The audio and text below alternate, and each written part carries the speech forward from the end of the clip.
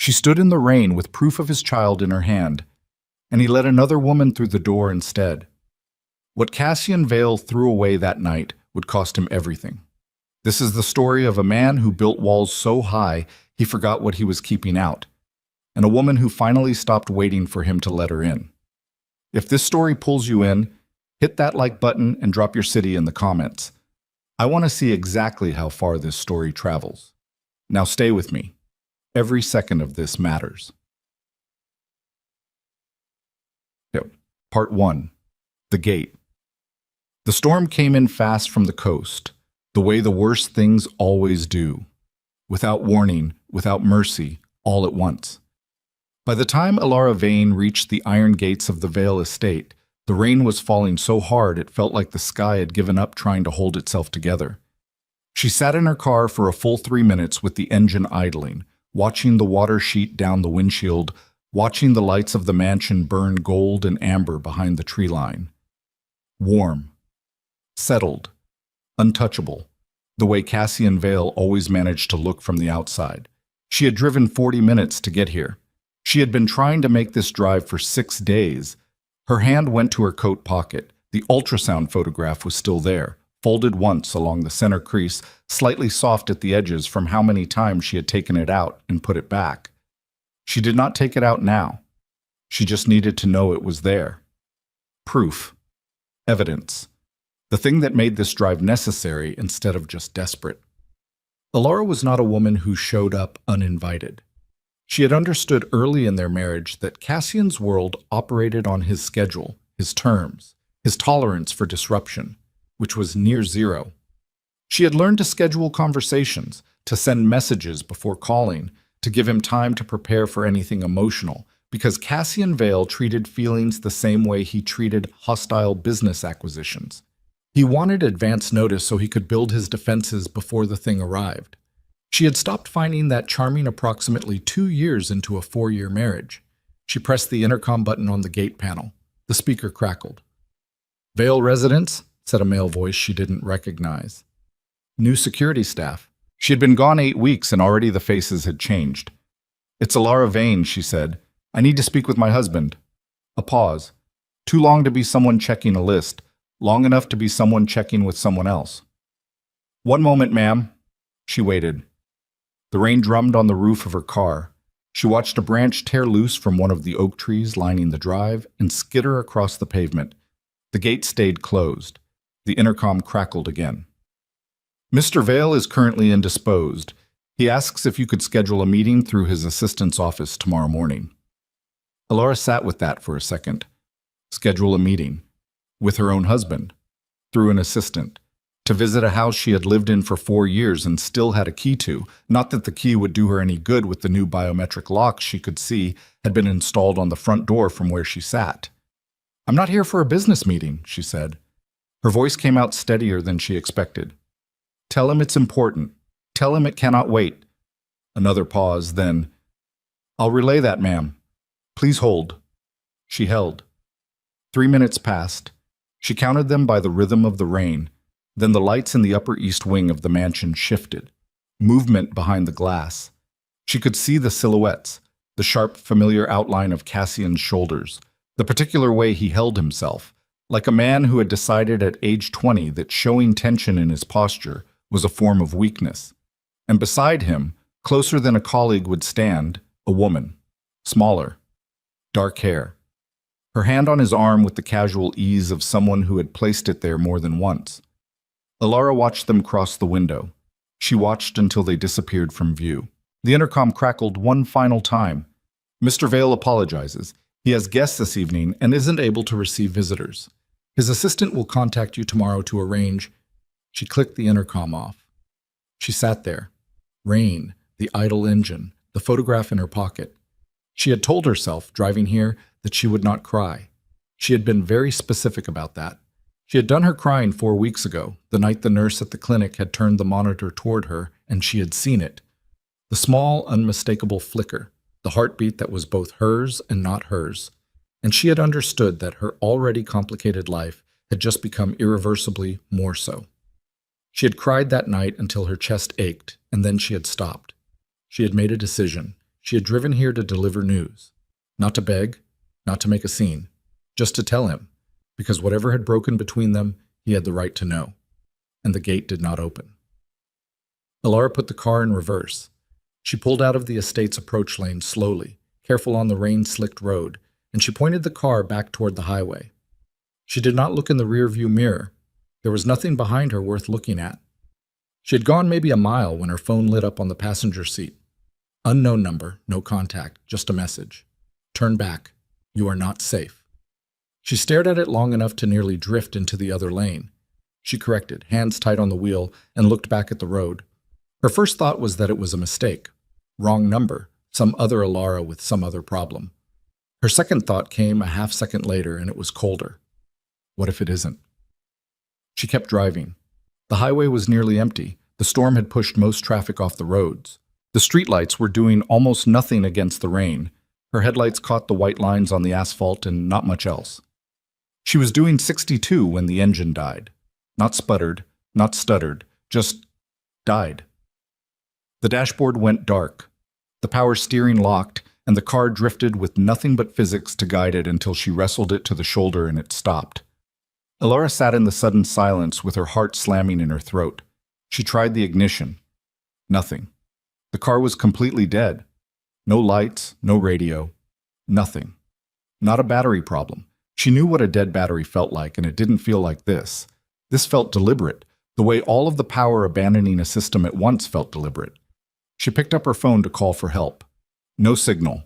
She checked twice, moved it around the cabin the way people do when they're hoping a different position will change the physics of cell towers. Nothing. Full dead zone. The rain came down. She made herself breathe. She was on a highway shoulder in a dead car with no phone signal in the middle of a storm. That was the situation. That was what she had to work with. There were options. Flag a passing car. Walk. Wait for someone to see her hazard lights. Except her hazard lights were also dead. She could walk back toward the estate. The thought was almost funny. Or she could walk forward toward the nearest highway exit, which she was fairly certain was about a mile ahead. She was still deciding when she saw the figure in her side mirror. He was walking toward her car from the direction she'd come. Not a runner, not someone hurrying through the rain the way a person genuinely caught in a storm would move. Walking, steady, measured. A black jacket with the hood up. His face was covered with something. She couldn't make out detail in the mirror's reflection in the rain, but the shape of it was wrong for a scarf or a collar. Something deliberate. A mask.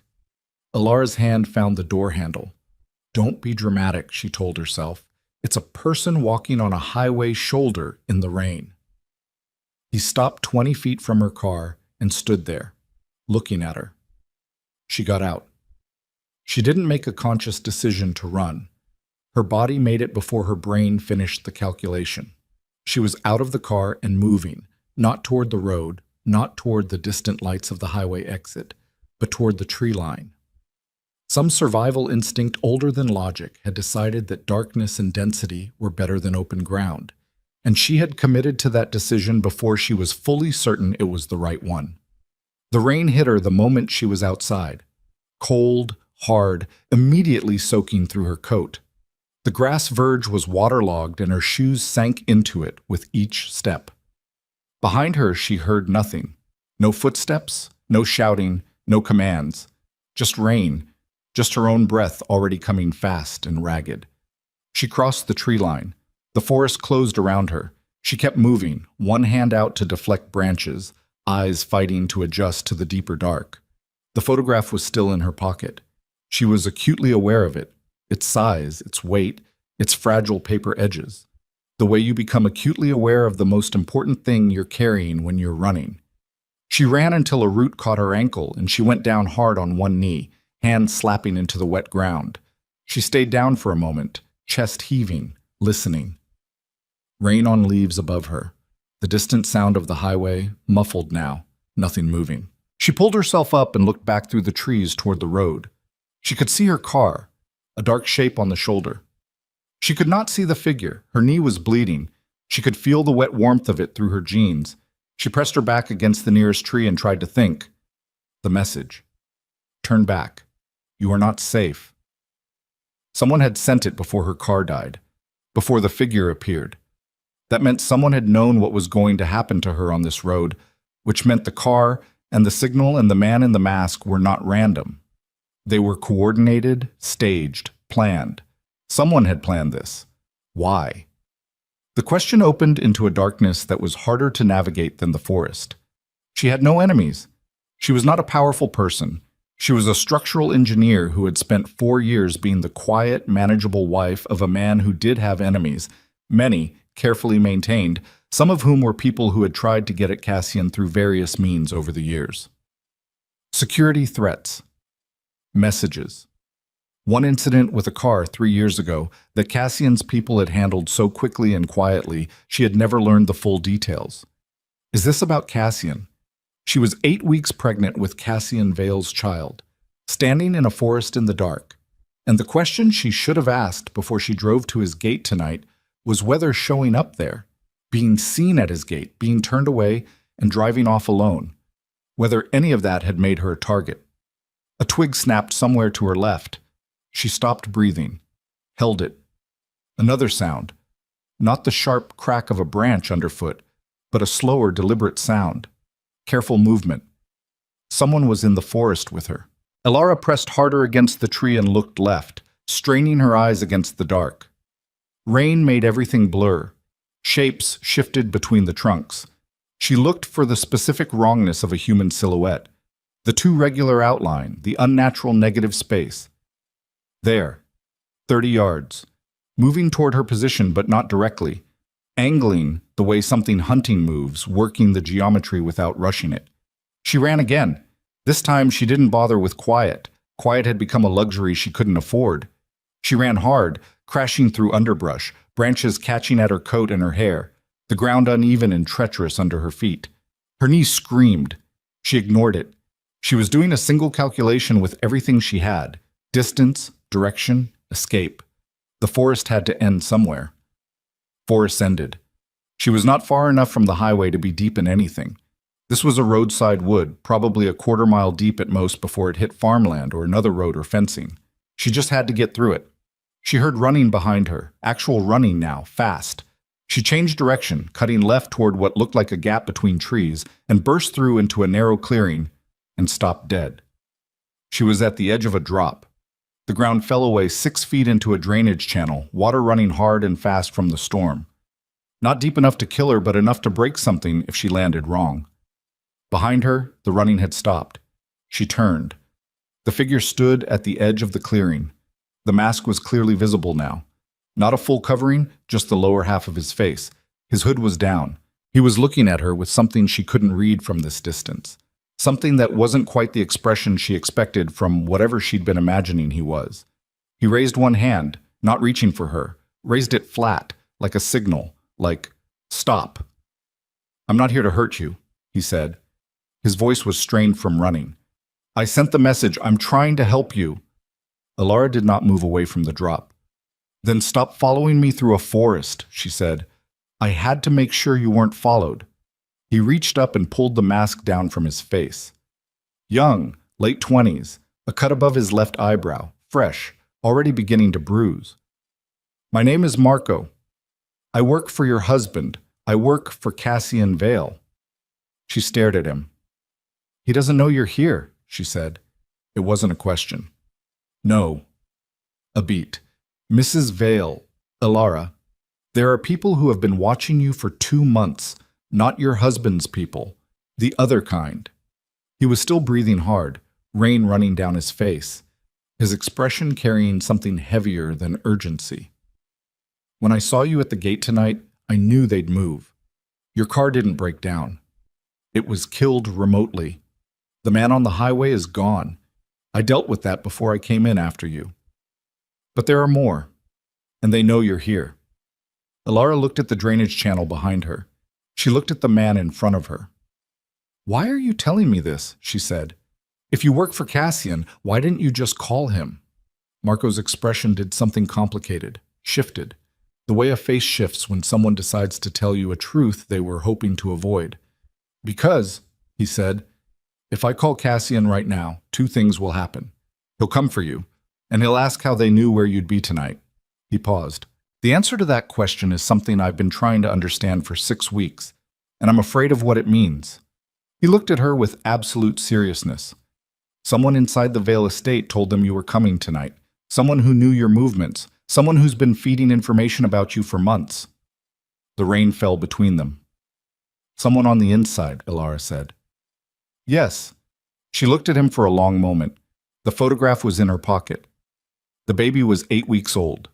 She was standing at the edge of a drainage ditch in a storm, being told by a stranger that the house she just tried to enter was already compromised, that the world she'd married into had reached out into the dark to find her even after she'd tried to leave it. What do we do? She said. Marco's jaw tightened. He looked over his shoulder once, quickly, then back at her. We move, he said. Right now, before they regroup. Ilara looked at the forest behind him, at the rain, at his bruised face and the certainty in his voice. She thought about the gate that hadn't opened. She thought about the silhouettes in the window. She thought about the heartbeat she'd seen on a screen 4 weeks ago, the small, insistent flutter that changed everything. Okay, she said, and she followed him into the dark.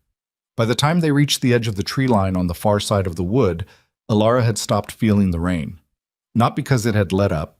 It hadn't. If anything, the storm had tightened. But because the cold had moved past sensation into something else, a numbness she was choosing to treat as useful. Marco moved ahead of her, fast but not reckless, pausing every 30 yards to listen before continuing. He was good at this. Practiced. Whoever he was inside Cassian's organization, he was not a man who spent his days behind a desk. How long have you been watching me? She asked, keeping her voice low. Since before you left the estate. He glanced back. Since the night you told Cassian you were leaving. That landed harder than she expected. He had me followed. Standard protocol for... He stopped himself. He didn't tell anyone why. Just that you were to be kept safe. Discreetly. Discreetly. The word had a particular quality in her husband's world. It meant without your knowledge.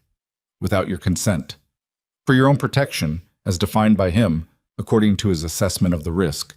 Applied without discussion. Standard protocol, she repeated. Marco didn't respond to her tone.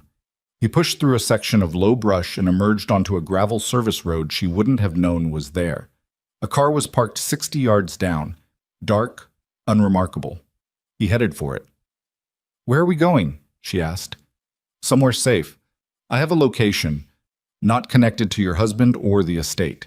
Clean. He opened the passenger door for her and looked at her over the roof of the car.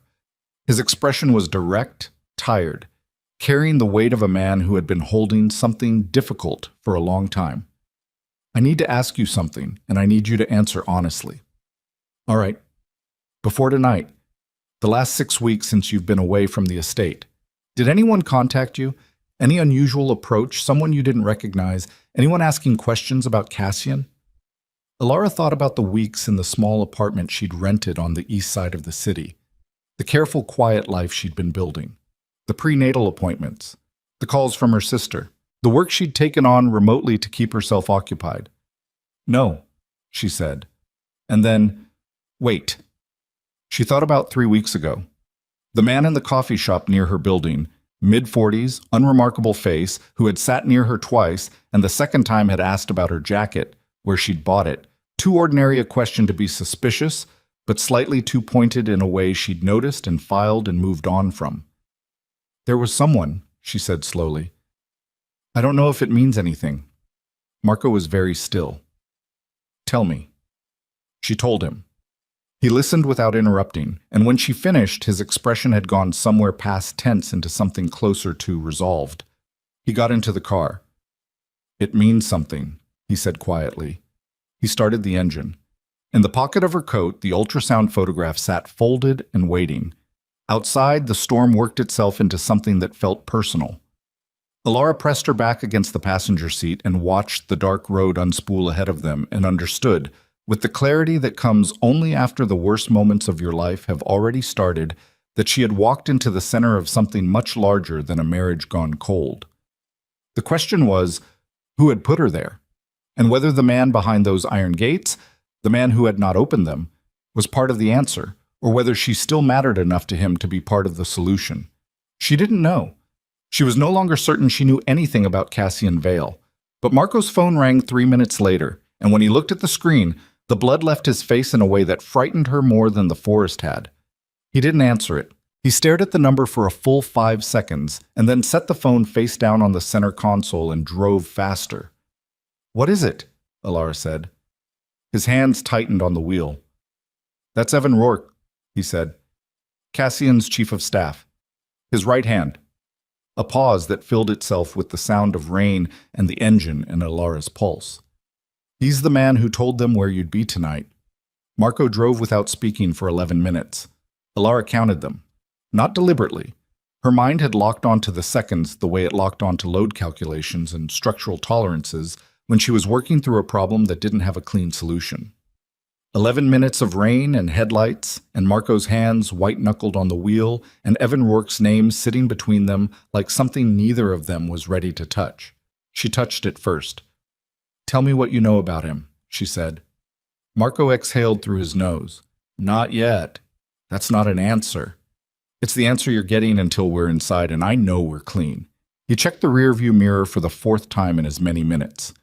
"There's a lot I need to tell you, and I need to tell it once, correctly, without watching the road." Alara looked out the passenger window at the storm-blurred city moving past. She recognized the district. Industrial East Side, the kind of neighborhood that looked abandoned at night and merely depressed in the daytime. Warehouses converted to storage units, fencing topped with wire, the kind of street that didn't generate foot traffic and didn't invite attention. Marco pulled into the parking structure of what appeared to be a self-storage facility, drove to the 3rd level, and parked in a corner space with the car facing out.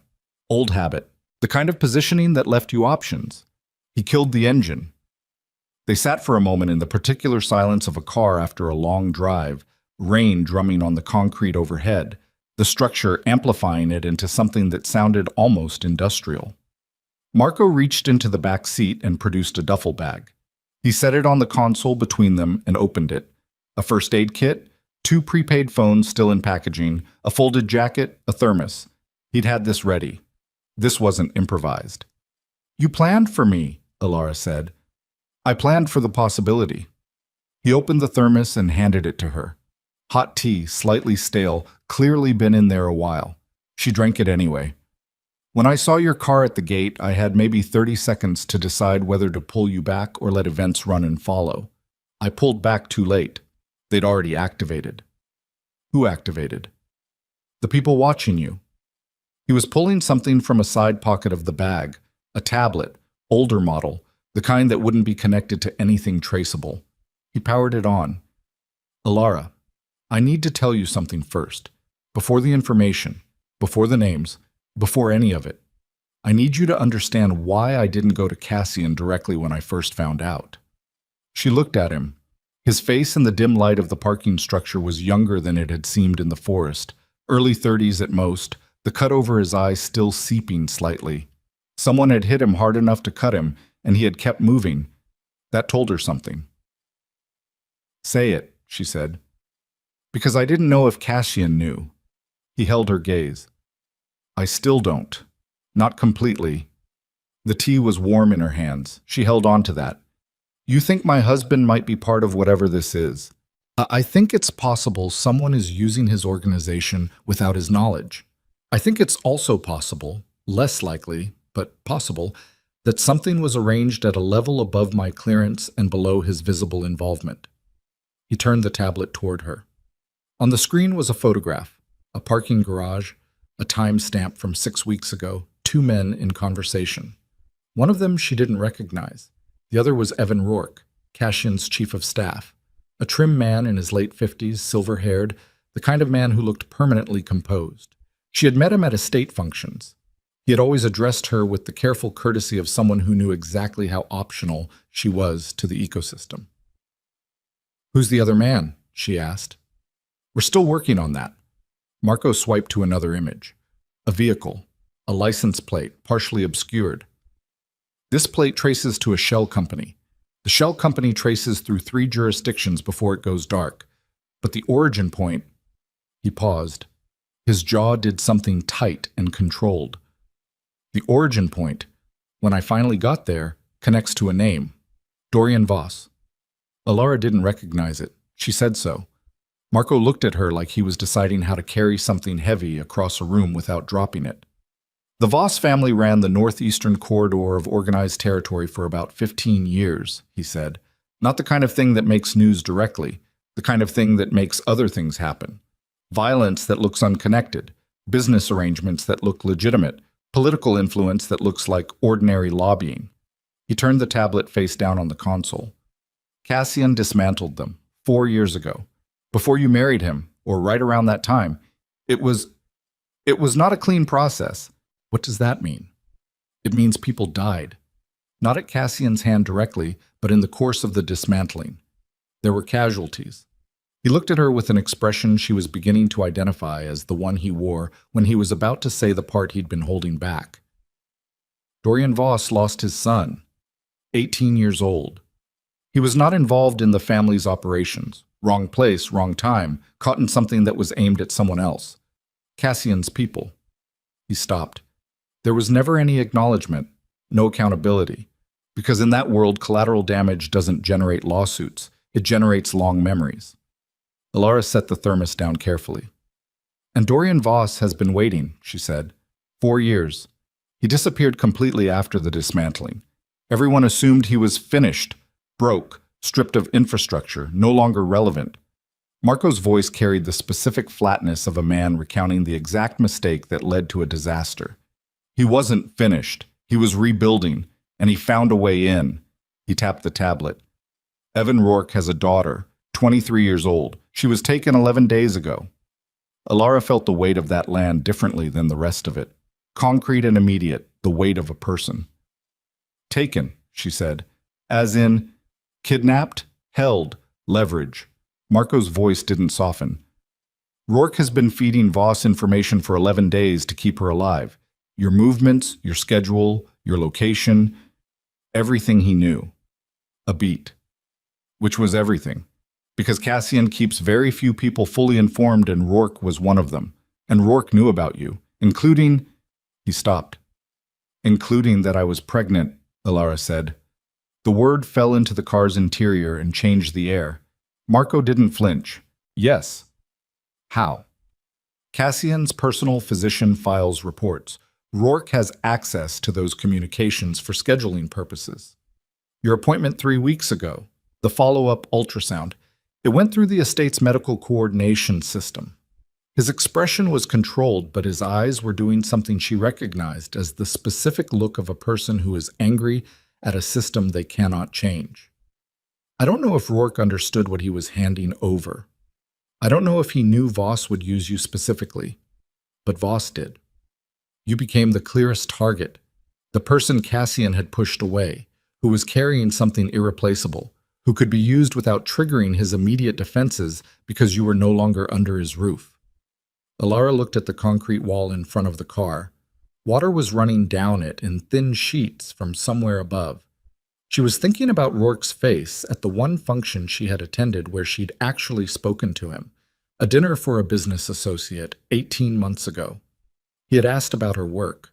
She had told him about a bridge project she was consulting on, and he had listened with what she'd taken for genuine interest. She had thought, this is one of the decent ones. In this world, this is one of the decent ones. His daughter, she said. I know, Marco said. He was trying to save his daughter. I know. His voice had the quality of a man who understood that and was carrying it alongside everything else without letting it change what needed to happen. That doesn't make the situation less dangerous. No, she agreed. It doesn't. She pressed the heel of her hand against her sternum. Not pain, something adjacent to it. The recognition that the world she had tried to exit carefully, diplomatically, without burning anything down, had been tracking her through a medical scheduling system. What do we do now? She said. We contact Cassian. You said you weren't sure about him. I'm less unsure than I was an hour ago. He picked up one of the prepaid phones and began unsealing the packaging. Someone with access to his inner circle set this up, but the execution tonight, moving on you directly, disabling your car, putting a man on that highway, Voss escalated. That means something changed. Either he doesn't trust Rourke's information to stay clean, or he has what he needs and he's moved to the next phase. He looked at her. Or he wanted you in hand before Cassian found out you were pregnant. Alara thought about that. The gate. The silhouette of the woman in the window. Cassian standing in his warm, amber-lit house, turning her away through an intercom. Cassian doesn't know, she said. No. He turned me away tonight, and he doesn't know why I came. No. She was quiet for a moment. Then calling him, she said, means telling him everything at once. Yes. The pregnancy, the threat, Rourke. Yes. She let out a breath that shook slightly at the end. She controlled the rest of it. All right, she said. Call him. Marco dialed. The phone rang twice. On the third ring, a voice answered. Not the voice she expected, not Cassian's, but a younger man's voice, tense, already activated. Who is this? The voice said. Security team. Night detail. Tell Cassian Vale that Marco Reyes is calling, Marco said. Tell him it's about Alara and it cannot wait. A pause. A muffled exchange. Then footsteps. The particular quick rhythm of someone moving through a large house with urgency. Then Cassian's voice. It had been 8 weeks since she'd heard it directly. Not through messages relayed by lawyers and assistants, but his actual voice. It was lower than she always remembered, controlled in a way that took work. Marco, what's happened? We have a situation. Are you secure? Hold on. A brief silence, then a door closing, the quality of the audio changing slightly, smaller room. Go. Marco laid it out with the efficiency of a man who had rehearsed this. He gave it clean. No softening, no cushioning. The surveillance. Rourke. The car on the highway. The forest. Voss. He gave it all. The silence on Cassian's end lasted exactly 4 seconds. Where is she? Cassian said. Safe. With me. Location is clean. I want an address. Not yet. I need to know who's in the building with you right now. Full names? I'll verify on my end. Another silence. This one different.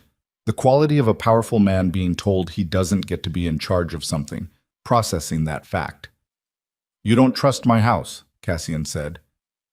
Not completely. Not right now. Because of Evan? Yes. The silence that followed that single syllable was the heaviest thing Alara had heard in years. She could hear it from where she sat. The particular weight of Cassian Vale understanding something that had broken through whatever composure he'd built around himself tonight. When he spoke again, his voice was different, still controlled. But the control was now doing harder work. I want to speak with her, he said. Marco looked at Alara. She held out her hand. He gave her the phone. Cassian, she said, are you hurt? My knee. Nothing serious. But He stopped. Started again. Are you? Another stop. The baby is fine, she said. I'm fine. The silence on his end had a texture to it. She'd been married to him long enough to know what that particular silence meant. It was the silence of Cassian Vale encountering something he had no prepared response for. The silence between the blow and the reaction, the half-second where the controlled man had to find new footing. You came tonight to tell me, he said. It wasn't quite a question. Yes. I didn't... His voice changed again, something rough cutting through the controlled surface. I didn't know it was you at the gate. I didn't look at who was... I know. Alara, not now, she said. Whatever this is between us, it's not the conversation for right now. Right now we have a problem, and we need to solve it. She heard her own voice and recognized it. The engineering voice. The voice she used when a load calculation came back wrong, and panic was not a useful tool.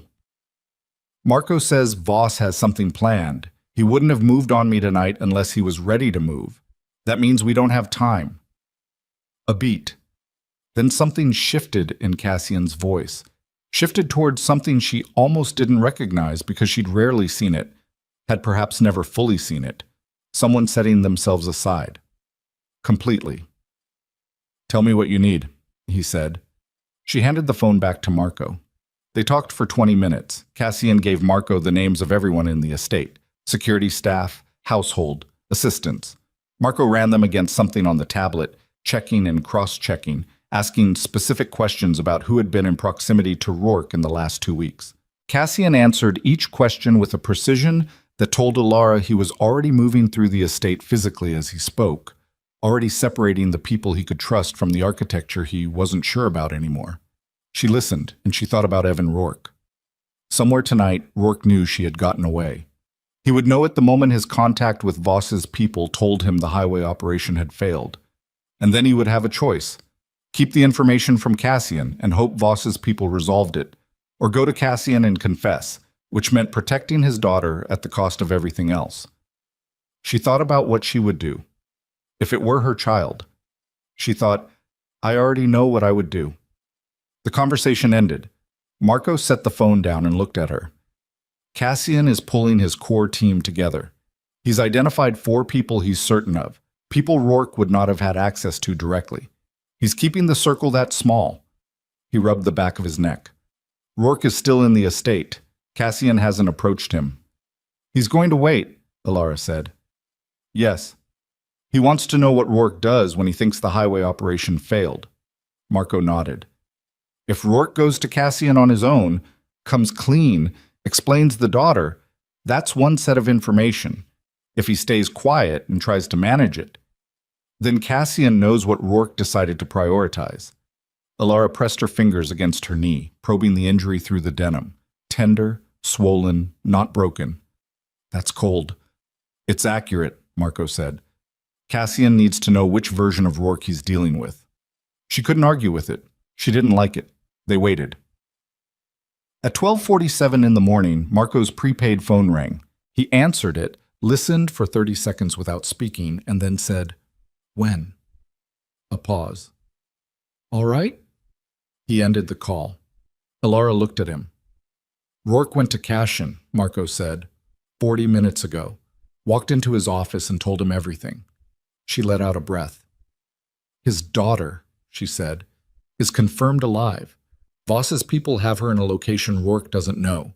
He was given proof of life calls every 48 hours, but no location, so he has nothing to give us to find her.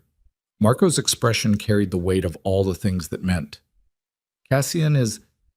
He stopped, chose his words. He's not handling it in the obvious way. What does that mean? It means he didn't fire him, didn't have him removed. He's keeping Rourke inside the circle. He looked at her.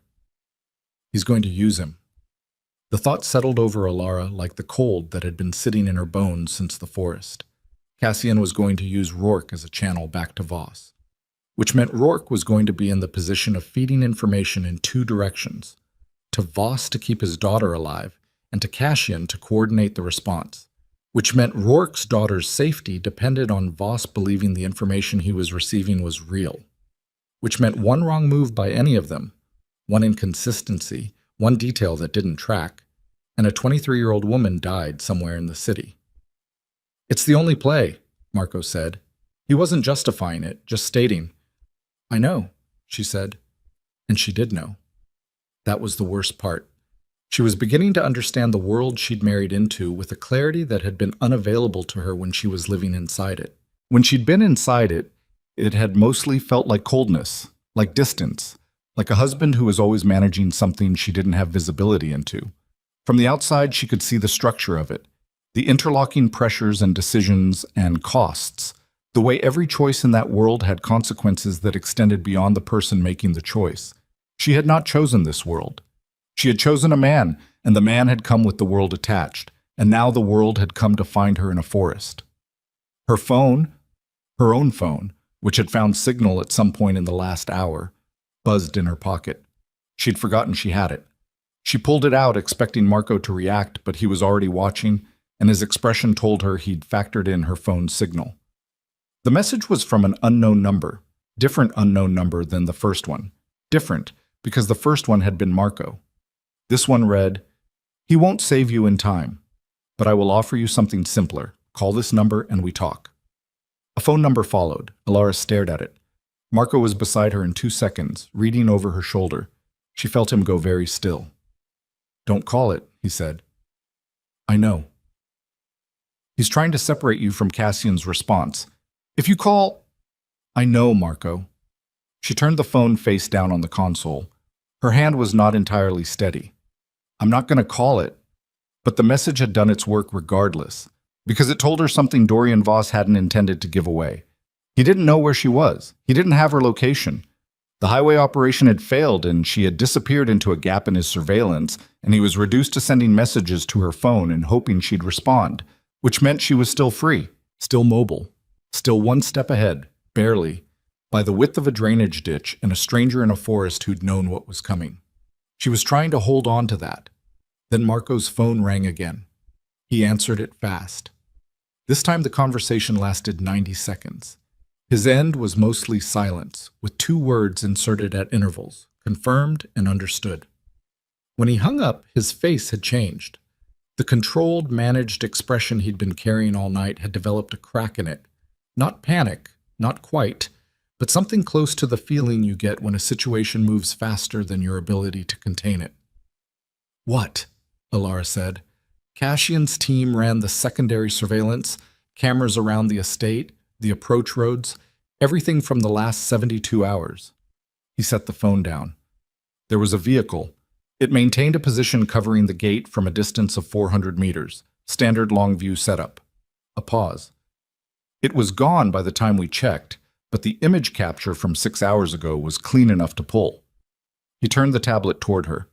On the screen was a camera still, like grainy, enhanced, the kind of image that required interpretation. A vehicle. And beside the vehicle, visible through a telephoto frame, a figure. Not a man she'd seen before. A woman.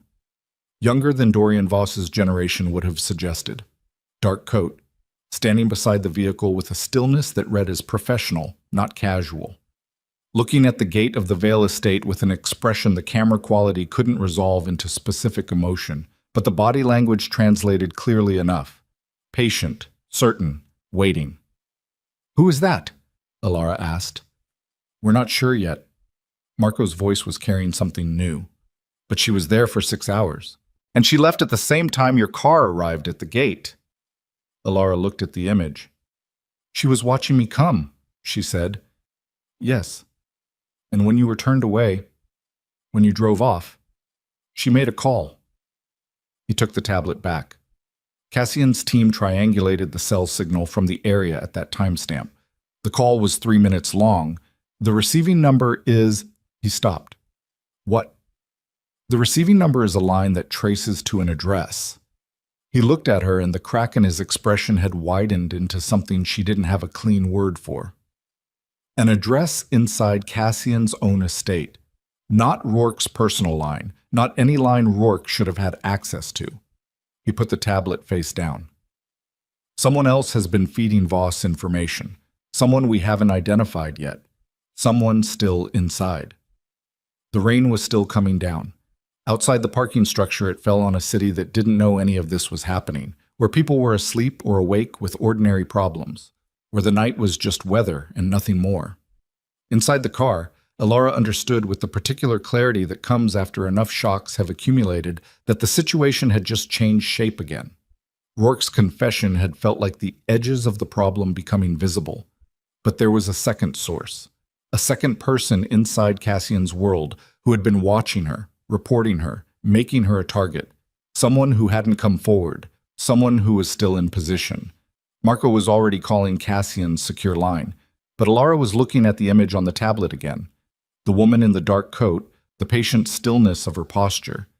And something was pulling at her. Something she couldn't name yet. A quality of the stance. A familiarity she couldn't place. She picked up the tablet. She looked at the image for a long time. And then the thing she couldn't name resolved itself into a shape she recognized.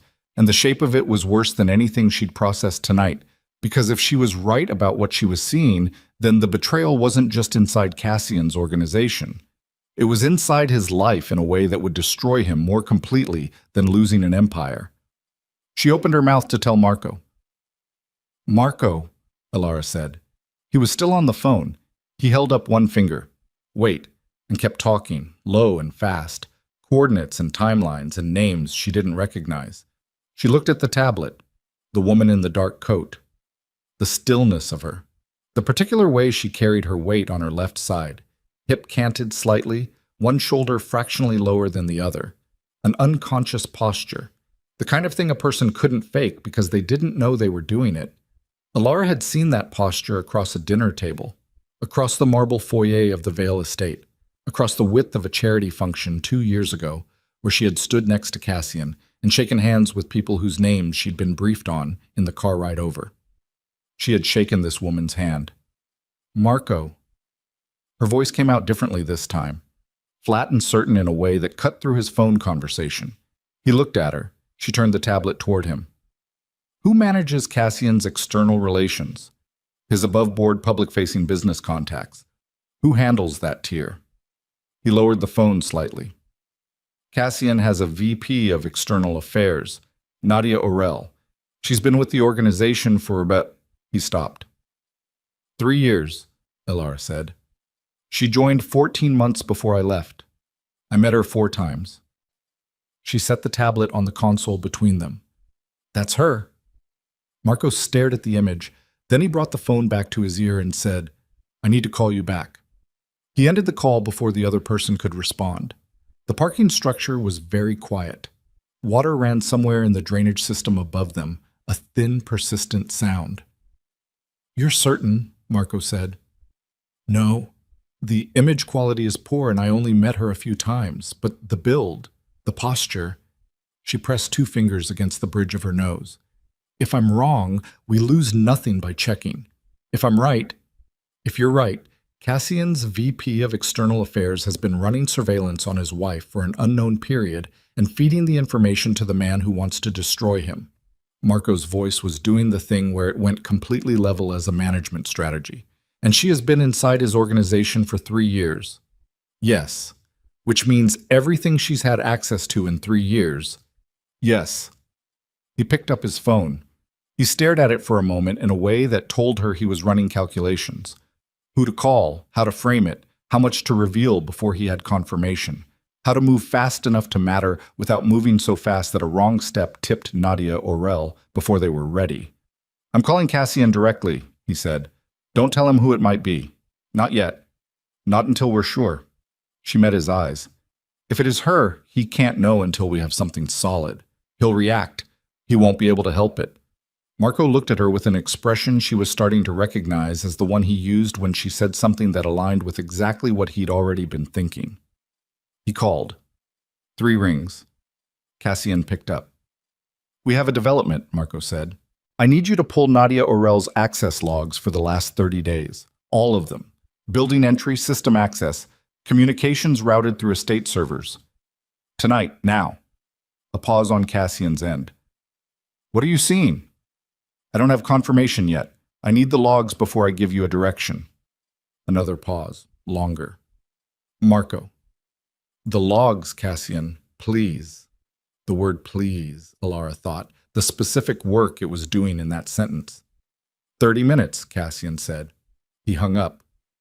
Marco set the phone down and looked at Alara with the careful expression of a man who was about to say something he didn't want to say.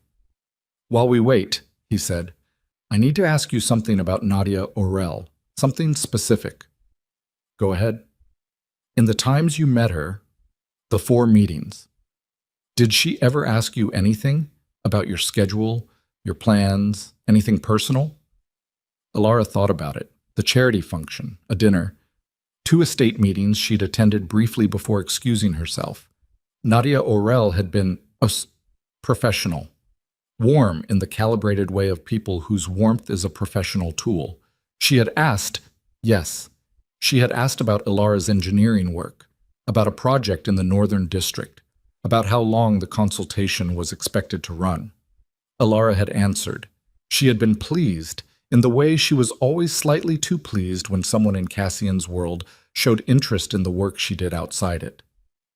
She asked about my work schedule, Alara said. How specifically? Project timelines, when I'd be on site versus in the office. A pause. I told her. It seemed like small talk. Marco nodded slowly, and the nod had the quality of something being confirmed rather than learned. It wasn't small talk, he said. No. She had mapped Alara's movements through polite conversation. 3 years of access, 18 months of watching Alara specifically, long enough to understand her patterns, her habits, the predictable rhythms of a woman who believed she was operating in private. How did she connect to Voss? Alara said. I don't know yet. Could be ideological. The Voss family had significant reach before Cassian dismantled them, people who benefited from their infrastructure and lost that when they fell. Could be personal, could be financial. Marco's voice was factual, not cold. Could be that Dorian Voss is very good at finding people who have something to lose and offering them something that matters more than their current position. What does Nadia Orel have to lose? Marco looked at her steadily. That's the question, isn't it? He said. They waited. 26 minutes later, Marco's phone rang. He had it on speaker before the second ring ended. Cassian's voice came through clipped and specific, the voice of a man reading from something in front of him while processing what it means. Her building access, Cassian said. She was in the estate's private server wing 4 times in the last month. Not unusual for her role, but 2 of those times were after hours. After 11 p.m., both on nights when I was traveling. A pause. Her communications logs show a pattern of encrypted external messages routed through a third-party relay. The relay is one we use for legitimate operations, so the traffic didn't flag. But the recipient addresses... He stopped. The stop was meaningful. They don't match any of her authorized contacts. Cassian, Marco said. The camera, still from the estate perimeter footage, 6 hours ago. I'm sending it to your secure line now. He navigated the tablet, sent the file. Tell me if you recognize the figure. Silence. The particular silence of a man looking at something, then nothing for 10 full seconds. Then, where did this come from? The gate approach camera, 40 minutes before Alara arrived. She was... He stopped again. Stopped for a long time. She was watching the gate. Yes. She knew Alara was coming. We believe she may have known before Alara arrived, possibly been watching the estate in anticipation. Marco's voice was very careful, which suggests she knew, or was told, that Alara would attempt contact tonight. How would she? Cassian's voice stopped itself mid-sentence. The silence that followed had a quality to it that Alara recognized even through a phone speaker. The quality of a specific, terrible understanding arriving. Rourke, he said. She didn't need direct access to Rourke. She needed access to the system Rourke used. If they were both feeding Voss separately, they may not have known about each other, Marco said. 2 sources. Voss built 2 independent pipelines into my organization. A pause. He's more patient than I thought. Alara listened to this exchange and felt the architecture of it assembling in her mind. Dorian Voss had spent 4 years. 4 years building entry points into Cassian's world, cultivating sources, layering access. Rourke through threat and fear. Nadia through something else. Motivation they didn't know yet. 2 separate pipelines that didn't know about each other, which meant neither could accidentally expose the other. And together they gave Voss a depth of visibility that no single source could have provided. This wasn't revenge. This was construction. Patient, deliberate construction toward a specific outcome. He's going to call you, Alara said. Both men heard her. Marco looked at her. Through the phone, Cassian's silence acknowledged her. Voss, she continued, he's going to call you directly, tonight or tomorrow, because the highway operation failed and he knows I'm out of his reach for the moment. He'll want to reestablish leverage before his window closes. She was working through it as she spoke, the engineering mind that was most useful in crisis, not for its precision, but for its instinct about load and failure points.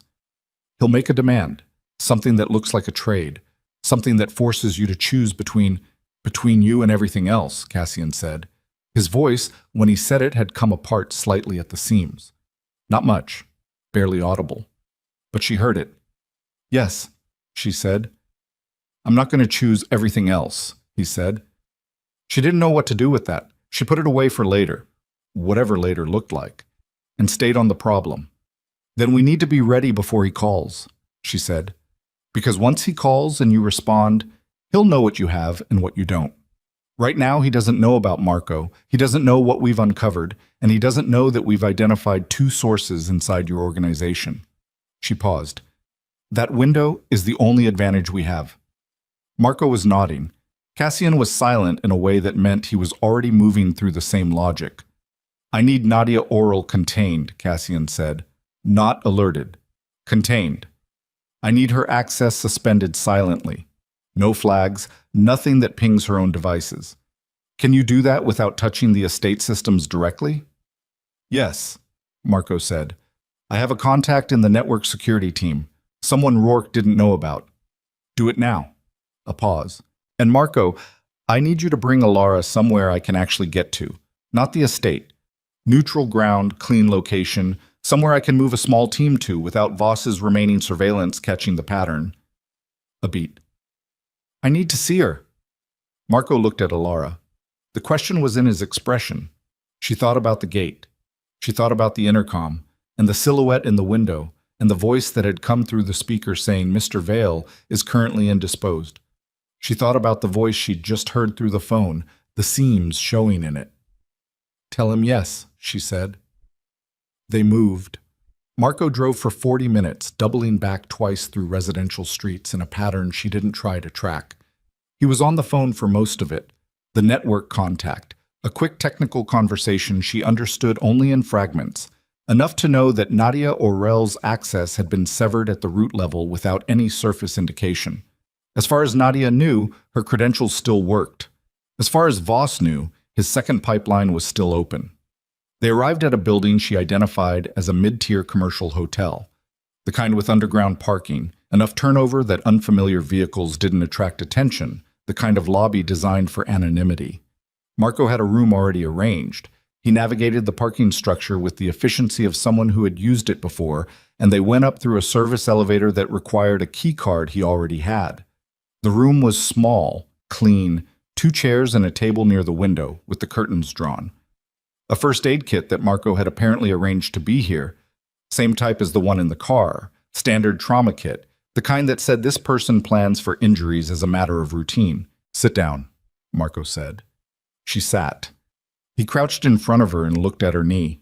I need to clean this, he said. She let him. The wound was uglier than she'd thought. A deep scrape along the kneecap with debris ground in from the forest floor. He worked on it with the focused attention of someone who wasn't squeamish about this kind of thing. And she sat with her hands in her lap and breathed through it and thought about Dorian Voss and what 4 years of patience looked like. She was thinking about the son. 18 years old, wrong place, wrong time. The particular cruelty of being collateral damage in a war you didn't choose to fight. She thought about her own child. 8 weeks old, a heartbeat she'd seen on a screen. She understood, sitting in that room with her knee being cleaned by a man she'd met in a forest, that she was no longer deciding whether to leave Cassian. She was deciding something much more fundamental, whether the world her child was going to be born into was safe enough to be born into, whether she could make it so, whether the man behind those iron gates was a resource or a liability in that calculation. She hadn't figured it out yet. She was still working on it when the door opened. She hadn't heard footsteps in the hall. Marco had. He was on his feet and turned before the door was halfway open, hand moving toward his jacket and then stopping. Cassian Vale walked into the room. He was not wearing what she'd seen him in through the window. He'd changed. Dark jacket, unremarkable, the kind of clothes designed not to be remembered. His hair was slightly wet from the rain. He had come fast, which meant he had left the estate fast, which meant he had trusted Marco's location without waiting for additional confirmation. He stopped when he saw her. She looked at him.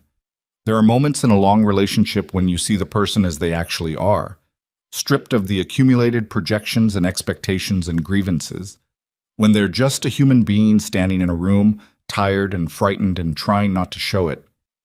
She had not had one of those moments with Cassian in a long time. She was having one now. He looked older than 8 weeks ago, not in a measurable way, in the way of a man who has spent a night understanding what he almost lost. You're hurt, he said. I'm fine. Your knee. Marco took care of it. Cassian. She stopped herself from whatever came next, which was going to be something about the gate, about the window, about the woman whose hand had been on his arm. None of that was useful right now. Sit down, she said. We have a lot to go through. He sat. Not in the way he usually sat. That particular settled authority of a man who occupied rooms completely. He sat forward, elbows on his knees, the posture of someone who has decided to be smaller than their usual size. She noticed it. She didn't comment on it. Marco stood near the door and walked them through everything sequentially. The surveillance timeline, Rourke, the highway operation, Nadia Orel, the dual pipeline structure. Cassian listened without interrupting. His eyes moved between Marco and Alara, and occasionally to the drawn curtains, as if he could see through them to whatever was outside. When Marco finished, Cassian said, How did Nadia get to Voss? We don't know yet. I need to know. Not a demand. Something more fundamental than a demand. The specific need of a man trying to understand how completely he'd been wrong about something. She's been with the organization 3 years. I brought her in personally. I checked her references, her background, her... He stopped. I believed I knew her. You knew the version she showed you, Marco said. Not unkindly, but not softly either. Cassian looked at Alara. She asked you about your work, he said. I read Marco's notes on the drive over. Yes. And you answered. I answered. I had no reason not to. She met his eyes. She was your colleague. She seemed interested. She paused. I was trying to belong. In your world. To the people in it. A beat. It turns out I was useful to her in a different way than I thought. Cassian held her gaze and said nothing for a moment. The nothing carried weight. His phone rang. All 3 of them looked at it. Unknown number. The screen lit the space between them with pale blue light. Marco said, Don't answer. Cassian looked at the phone. Then at Marco. Then at Alara. It's him, Cassian said. Yes, Marco said. And you're not ready. If you answer now, he controls the... Cassian answered the phone. Marco closed his eyes briefly. Opened them. Moved to stand closer, angling to hear. Val.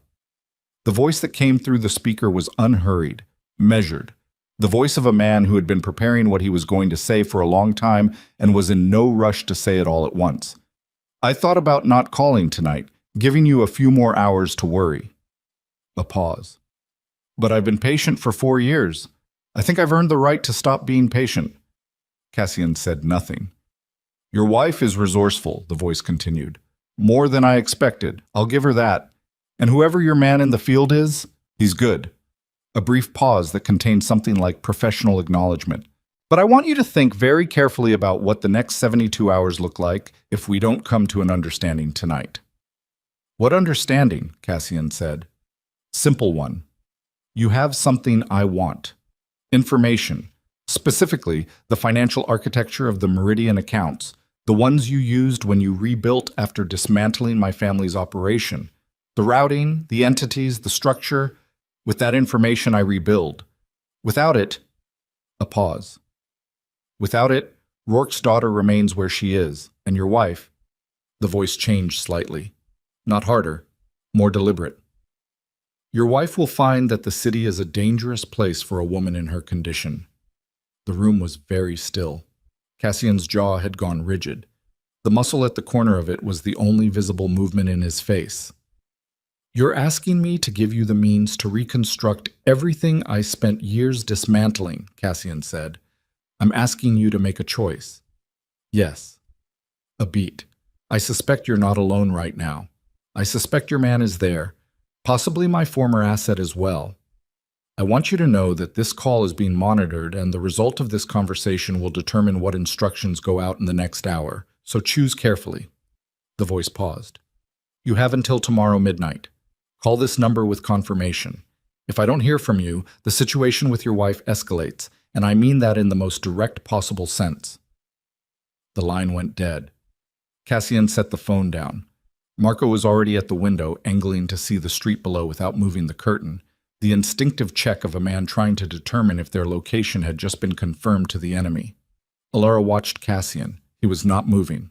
He was sitting forward in the chair with his hands loose between his knees, and he was looking at the floor with an expression she had never seen on him. She had seen him angry, the cold, compressed kind that was more frightening than heat. She had seen him under pressure in ways that made lesser men unravel. She had seen him dismiss and deflect and manage and control. She had never seen him at a genuine loss. "He called this line," Marco said from the window, "which means he had the number, which means he has more access than we've identified." Cassian's voice was quiet. Still. "There's a third pipeline." The words landed in the room. Alara thought about Nadia Orel's access being severed, about Rourke's confession, about the neat completeness of what they thought they understood an hour ago. "He built 3, she said. "He's been patient for 4 years, Cassian said. "He built as many as he needed." He looked up from the floor and his eyes went to Alara with a directness she wasn't prepared for. "I need to tell you something, before we go any further, before we plan anything or move anyone." Marco turned from the window. "The night my people dismantled the Voss operation," Cassian said. "The son, the 18-year-old, I was told it was unavoidable. I was told it was accidental. I accepted that." He paused. 3 months ago, I found evidence that it was not accidental, that there was a decision made at a level below me, by someone in my organization, to remove what was considered a future threat. He was 18, he had no operational role, and someone who worked for me decided unilaterally that he was a risk. His voice had not changed volume or tone. It was doing the thing it did sometimes when he was carrying something very heavy, becoming extremely still. "I've been trying to determine who made that decision for 3 months. I haven't been able to. The trail goes dead." He looked at her. "Dorian Voss lost his son to something that was done in my name, by my people, without my knowledge. And then no one in my world told him the truth." Alara held this. "You would have handled it differently," she said. "I would not have let an 18-year-old boy die for a calculation someone else made." His voice had the finality of a statement he'd been rehearsing for himself in private for a long time. "I would have found another way." "Does Dorian Voss know you didn't order it?" "No." A pause. "He has no reason to believe there's a distinction. From where he sits, it happened under my authority, and I never acknowledged it." The silence that followed had layers to it. Marco spoke first. "This is relevant to how we approach the next 72 hours. "Yes," Cassian said. "If Voss is operating under a fundamental factual misunderstanding, then everything he's built, the 4 years, the 3 pipelines, the leverage, all of it, is built on a premise that isn't entirely accurate." Cassian stood. He moved to the window and stood beside Marco, both of them looking at the curtain, neither of them lifting it. "He deserves to know the truth. I've known that for 3 months. A beat. But I couldn't find a way to tell him that didn't look like a tactical move, like I was trying to manage him." "You're trying to manage him right now," Alara said. He turned to look at her. "Yes," he said. "I am.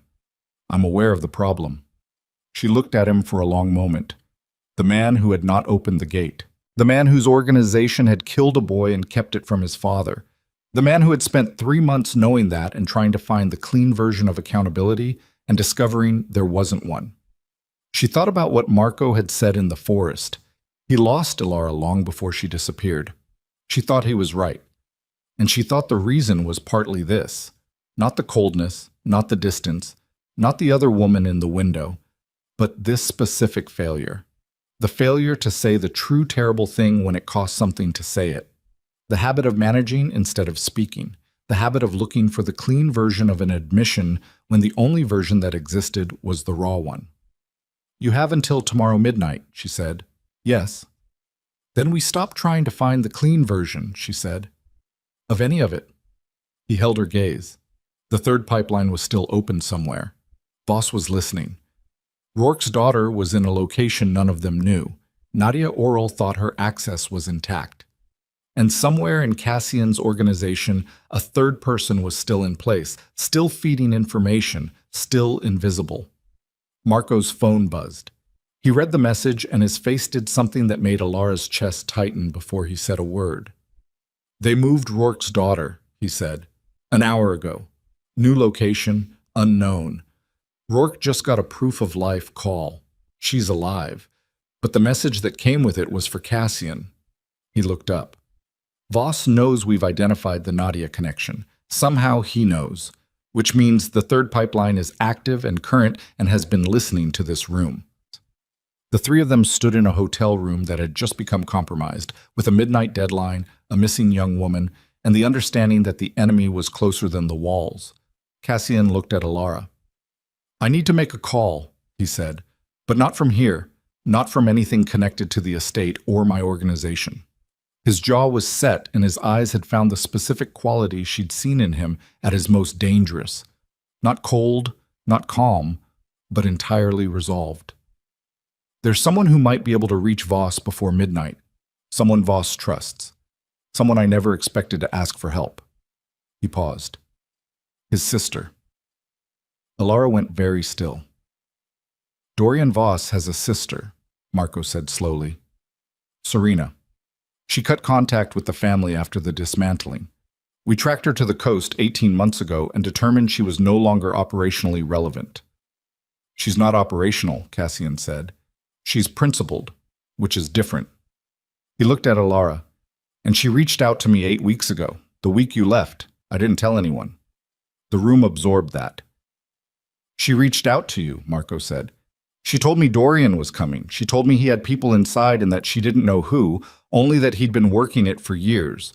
She told me to protect the people closest to me." He stopped. A pause with the quality of a man acknowledging exactly what it meant. "I moved security protocols. I hardened the estate. And He stopped again. The stop was the loudest thing in the room. "I did not think about Alara. She had left. I told myself she was safer outside my world than in it. I told myself the distance was protection." His voice had stripped itself of every managed quality. What was left underneath was something she hadn't heard from him before. "I was wrong. I made the choice that was easiest for me to make, and I called it strategy." Alara did not look away from him. "Call her," she said. "Call Serena Voss." "She may not—" "Call her," Alara said again, and her voice had the weight of someone who has decided to stop waiting for the clean version too. Cassian reached into his jacket and produced a phone she hadn't seen before. A different device, a third phone, the kind of compartmentalization that was either paranoid or exactly right, depending on how the night ended. He dialed from memory. It rang 4 times. Alara counted them. On the 5th ring, a woman's voice answered, quiet, alert. The voice of someone who picks up calls at this hour because they have been expecting one. "I was wondering when you'd call," the voice said. "I need your help," Cassian said. 3 words, no preamble, no management. A pause on the other end. "I know," Serena Voss said, "but first you need to understand something, Cassian. Something my brother knows that you don't." Her voice carried the weight of a person who has been holding a specific truth for a long time and has finally arrived at the moment when not saying it is no longer an option. "The man who gave the order to kill my nephew, the 18-year-old, the boy Dorian has spent 4 years making you pay for, that man is still inside your organization." Nobody moved. The phone was on speaker and Serena Voss's voice was still in the room, still hanging in the air between the 3 of them like smoke that hadn't cleared. And nobody moved because the information she had just delivered was the kind that rearranged the architecture of everything you thought you knew. "The man who gave the order to kill my nephew is still inside your organization." Cassian was the first to speak. His voice came out at a register she hadn't heard from him before tonight. Stripped of every layer of management down to something raw and fundamental. "Who?" "Not on this line," Serena said. "Not in your current location. You've been compromised twice tonight already. I'm not going to be your third." A pause. "I'll give you a location. Come alone. Not your man in the field, not your wife. Alone. 40 minutes. "That's not—" "Those are my terms, Cassian. You want what I know, you come alone. I have been watching my brother build this for 4 years, and I have been waiting for the moment when the damage could be stopped rather than redirected. That moment is now, tonight, but only if you trust me enough to walk through a door by yourself. Her voice was steady, not cold. The steadiness of a woman who has made a decision and passed through the fear of it already. I have a daughter too. She's 11. I walked away from my family's world because I didn't want her to grow up in it. I'm not going to start protecting that world now. Cassian looked at Alara. She looked back at him. Give me the location, he said into the phone. Serena gave it. A street address, a specific entrance, a time. Then she said, one more thing. My brother is going to contact you again before you get there. He'll have a new demand, something he's been holding in reserve. A beat. Don't agree to anything. Whatever he asks, say you need time. Buy yourself 40 minutes. Can you do that? Yes. Then move. She ended the call. Marco was already at the curtain, reading the street below without touching the fabric, the practiced peripheral reading of someone trained for exactly this. I don't like this, he said. Serena Voss spending 4 years at a distance and then surfacing tonight with a name she could have given us any time. She couldn't have given it before tonight, Alar said. Both men looked at her. Think about what she said. She was waiting for the moment the damage could be stopped rather than redirected. If she gave up the name 6 months ago, a year ago, Cassian removes the person and Voss adapts. He finds another pipeline, another angle. The structure doesn't collapse. She looked at Cassian. She waited until tonight because tonight is when all of Voss's pieces are in motion simultaneously. If you pull the name now, you pull the pin on everything at once. He loses the inside connection, the leverage on Rourke, the planned escalation against me, all of it at the same time. There's no room to recover. Marco was quiet for a moment.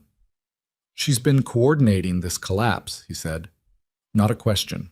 Something colder than a question. Not just waiting, actively timing it. Yes, Belara said.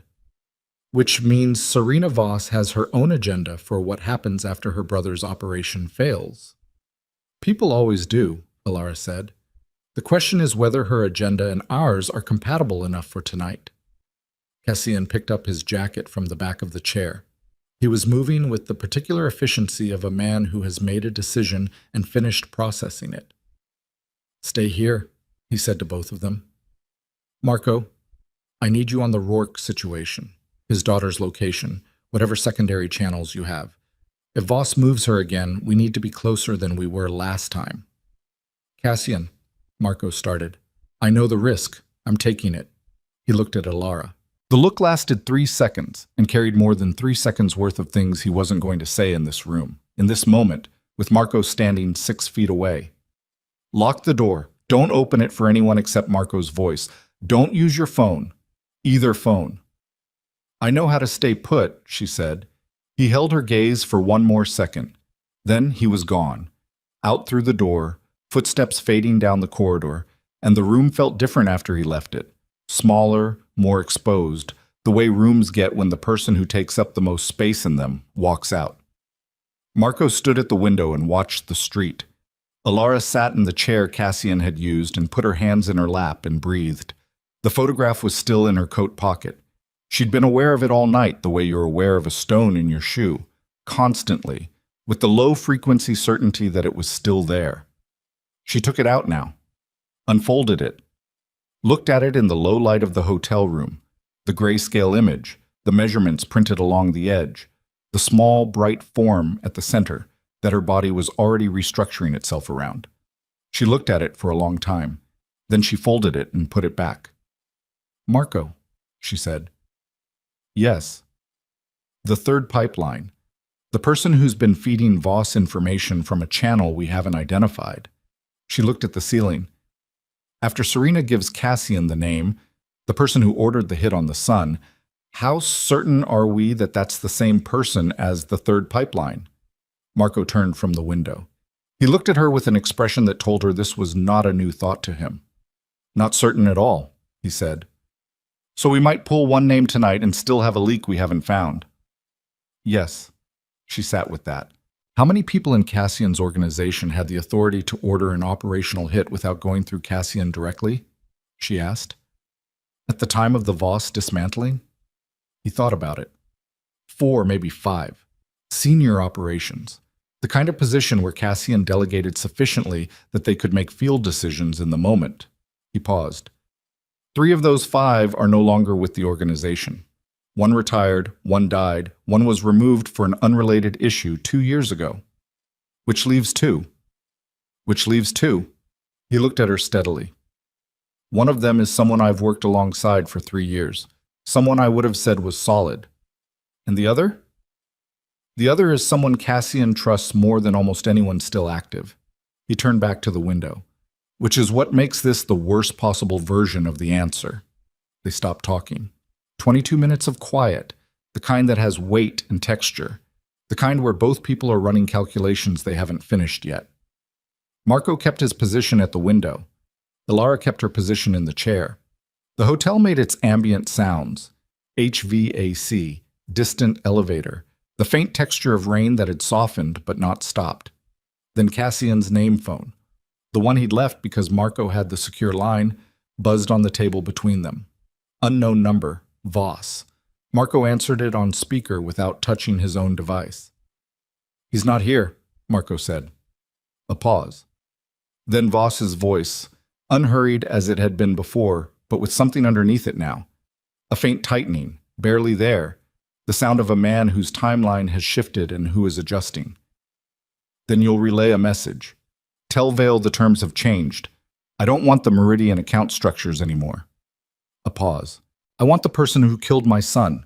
I want a name, a location, and I want them delivered, unprotected, before midnight." The voice paused. "If Vale gives me that, his wife goes free, Rourke's daughter goes free, and I disappear. My operation ends tonight, no more. This was never about money." The line went dead.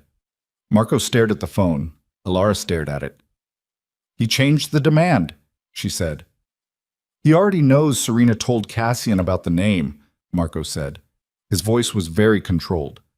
"That's the only explanation for the timing. He knows because—" He stopped. "Because the third pipeline heard this room. It heard Serena's call. It gave Voss the information in real time." "While we were talking," Ilara said. "Yes." "Then the third pipeline isn't just someone in the estate, someone with access to our current location, someone who knew about this hotel."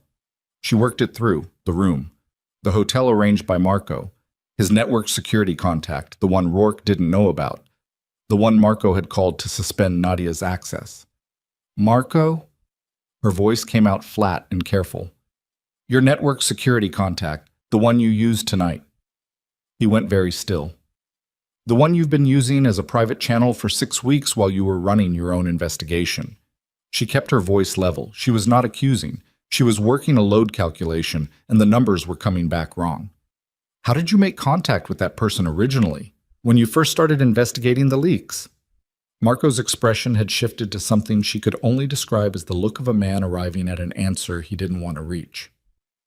"Through the estate's internal referral system," he said slowly. "Standard process. Cassian's infrastructure. Which Rourke had access to. Which Rourke—" He stopped. "Which Rourke could have flagged for Voss 6 weeks ago when I started pulling threads." He turned to face her completely. "Voss didn't just build pipelines into Cassian's organization. He built a mirror, a secondary structure that reflects anything coming the other direction. Anyone inside investigating the leaks would have been flagged." He reached for his phone. "I have to call Cassian, right now. He's walking into Serena Voss's location thinking we're secure, and we are not." Cassian's secure line rang before Marco could dial it. Marco answered. Cassian's voice was immediate. "Get Ilara out of that room.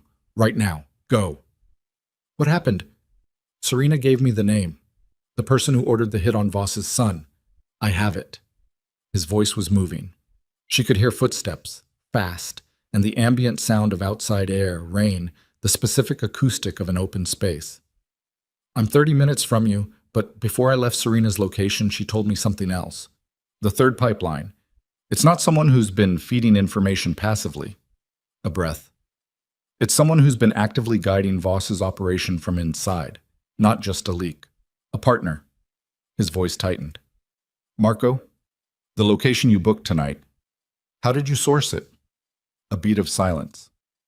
Through a contact I established 6 weeks ago, Marco said carefully. That contact has been compromised since the beginning. A pause. Serena's intelligence shows the third pipeline initiated contact with Voss 14 months ago, well before Rourke. This person built the architecture that Voss used to recruit Rourke and Nadia. They are the original source. Everything else came after them. His voice was doing the specific compression of controlled urgency. I'm coming to you. But if Voss has your location, he won't wait for midnight. He'll move now. Get Alara out and move west. I'll send coordinates. Marco had already picked up the duffel. He was handing Alara her coat. She was already standing, the photograph safe in her pocket, the first aid wrapping on her knee, pulling tight as she put weight on it. Functional, painful, workable. They moved. Service elevator, same as before, but downward now, basement level, a corridor that smelled of cleaning fluid and old concrete.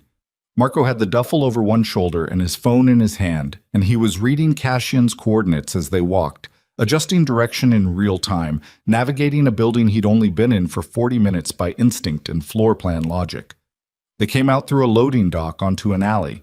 The rain had lightened to the thin, persistent kind that doesn't soak you immediately but accumulates. The alley was dark, lit at one end by the overflow of a streetlight, and at the other by nothing. Marco went right, toward the dark end, which made her chest tighten until she understood. The lit end was visible from the street. The dark end emerged onto a secondary lane that connected to a parking structure 2 buildings over. They moved fast. Her knee was a metronomic pulse of pain with every step, steady enough now that she'd stopped registering it as an interruption and started treating it as information. Still weight-bearing, still functional, not getting worse. They were 20 feet from the end of the alley when a vehicle turned into it from the far end. Not fast, not aggressive, just present. Headlights filling the alley, pinning them both in the light, making the dark on either side absolute by contrast. Marco stopped. Alara stopped beside him. The vehicle, a dark SUV, no plates visible from this distance, sat with its lights on them and its engine running. Nobody got out. Back, Marco said quietly. They began moving back the way they'd come, keeping their pace controlled, not running. Running was information. Running told the vehicle's occupants that the people in the alley knew what the vehicle meant. A second pair of headlights appeared at the other end of the alley. They stopped. Between the 2 vehicles, in an alley that was maybe 100 feet long and 12 feet wide, Alara and Marco stood with nowhere to go. Alara looked left. A door, service entrance, metal, the kind with a crash bar. She'd walked past it 10 seconds ago. She looked at Marco. He'd clocked it too. His chin moved, almost imperceptible, a quarter-inch drop, and return. Yes. She hit the crash bar with both hands, and the door gave, alarms be damned, and they were inside a stairwell, the door swinging shut behind them, the alarm beginning its electronic scream half a second later. Up, Marco said. They went up. 2 floors, 3, the alarm fading slightly with each landing. Or maybe that was just the adrenaline reordering her sensory priorities. Her knee was a sustained bright pain now, fully registered, no longer ignorable. She took the stairs in a rhythm that distributed the impact. Left foot lighter, right bearing more, the engineering mind finding the load path even here. Marco's phone buzzed. He read it without slowing. Cassian is 8 minutes out. He's sending 2 people to the building's front entrance. What building are we in? Commercial office. Probably empty. He pushed through a fire door onto the 3rd floor. Carpeted corridor. Dark, emergency exit lighting only. The amber-red glow of a building in night mode. We need to get to the front side of the building and away from that alley. They moved through the corridor. Alara was tracking sound. The alarm below them, still cycling, and below that fainter, the possibility of footsteps in the stairwell they'd just left. She couldn't be certain. The alarm made everything uncertain. She was certain about one other thing. Marco, she said, keeping pace with him, the name Cassian got from Serena, the person who ordered the hit on Voss's son. She was breathing harder than she wanted to be. Has he told you who it is? Not yet. He's going to tell us when he arrives. Yes. And when he does, when we know who it is, what's the play? She kept her voice even. Voss has changed his demand. He doesn't want money or information anymore. He wants this person, delivered, unprotected, before midnight. She paused. Cassian has to decide if he's going to give Voss what he's asking for. Marco didn't answer immediately. They reached a junction in the corridor, left toward the front of the building, right toward another stairwell. He went left. That's not a decision I'm in a position to make, he said. I know. I'm not asking you to make it. I'm asking you what happens to Rourke's daughter if Cassian decides he can't hand someone over to a man running a criminal operation, regardless of what that person did. She was not being rhetorical. She was being an engineer. She was looking at the structure and identifying where the failure points were before the load was applied. Because those are the actual stakes, not our survival tonight. Rourke's daughter's life against Cassian's decision about whether justice and leverage can coexist.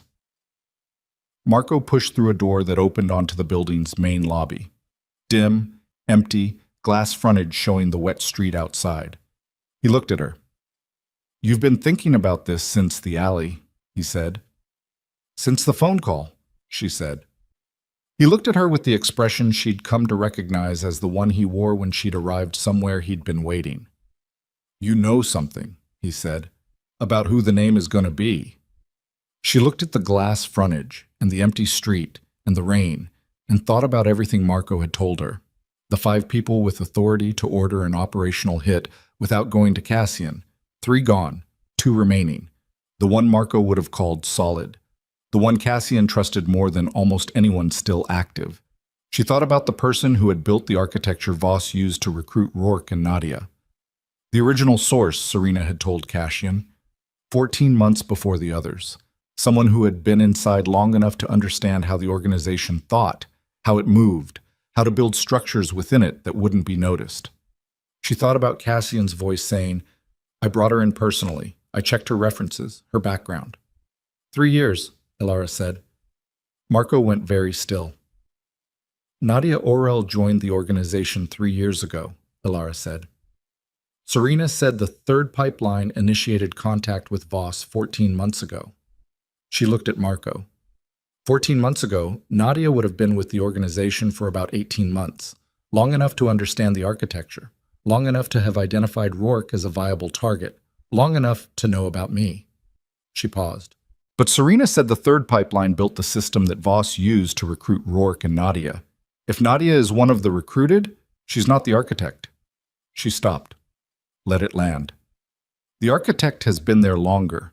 Someone who would have been in position during the original dismantling of the Voss operation 4 years ago. Someone who knew about the sun. Marco's face.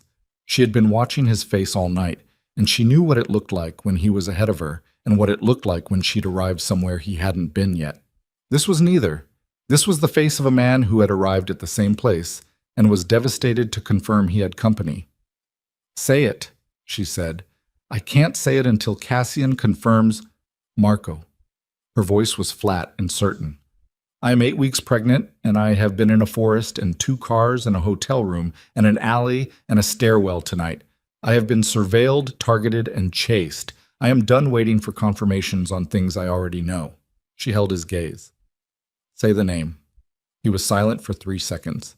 Then he said the name. And it was worse than she'd thought.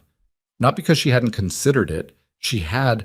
In the last 30 seconds, she had circled it and approached it and looked at it from the side.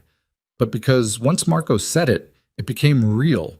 It became something that existed in the room and had weight, and the weight of it changed everything about the next hour. The front door of the lobby opened. Cassian came through it. 2 men behind him she didn't recognize. The 4 he'd identified as certain, his inner core. He was wet from the rain, moving fast, eyes going to Elara first the way they had when he'd walked into the hotel room, the same immediate assessment, then to Marco. The alley, Marco started. I know, my people are handling it. Cassian's voice was the operational voice, the one that processed damage and moved forward. He came to where they were standing near the lobby reception desk and stopped. He looked at both of them. Serena gave me a name. Elara said, We got there too. Cassian looked at her. The specific look of a man who has been surprised tonight more times than he built his identity around being surprised. and who has decided to stop being surprised by this woman's capacity to arrive at the truth. Then you know what Voss's new demand means, Cassian said. Yes, she said. He wants someone I trusted. His jaw was rigid, the muscle at the corner of it working. Someone who has been inside my organization long enough to have built a system I didn't see.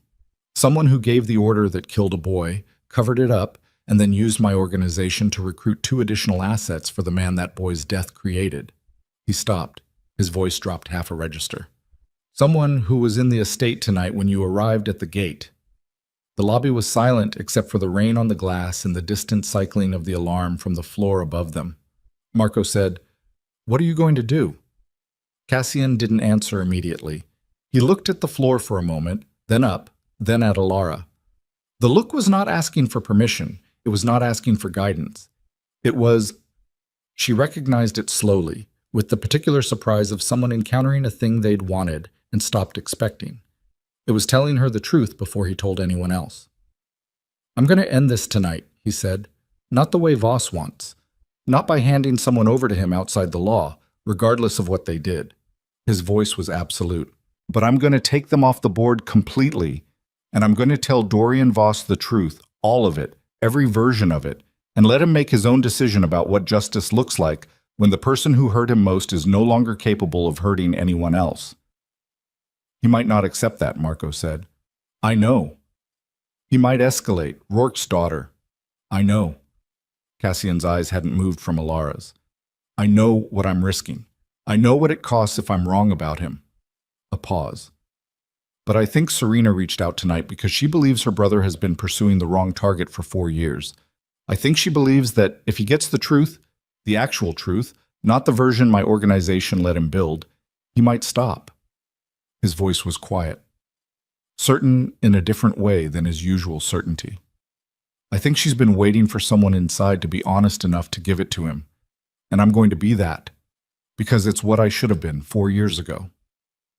Alara looked at him. She thought about gates. She thought about what it cost a person to finally open them. "Then let's go," she said. Cassian turned to his 2 men. He gave instructions, quiet, rapid, precise. The waterfront facility Marco had identified as Voss's operational base, confirmation of Rourke's daughter's new location, which Cassian's network had partially triangulated from the proof-of-life call's cell signal. A timeline, a perimeter, a specific protocol for the approach that minimized exposure. Then he turned back to Alara and said, "You're not coming. I'm not staying in a lobby. I have a location, clean, no connection to anyone we've discussed tonight. 2 of my people will take you there. The person who built all of this is someone you trusted completely," she said, "which means your judgment about who is trustworthy has been operating with bad information for at least 3 years. Possibly longer." She held his gaze. "I'm not saying that to hurt you. I'm saying it because you need to hear it before you walk into a building with people you're calling certain." A beat.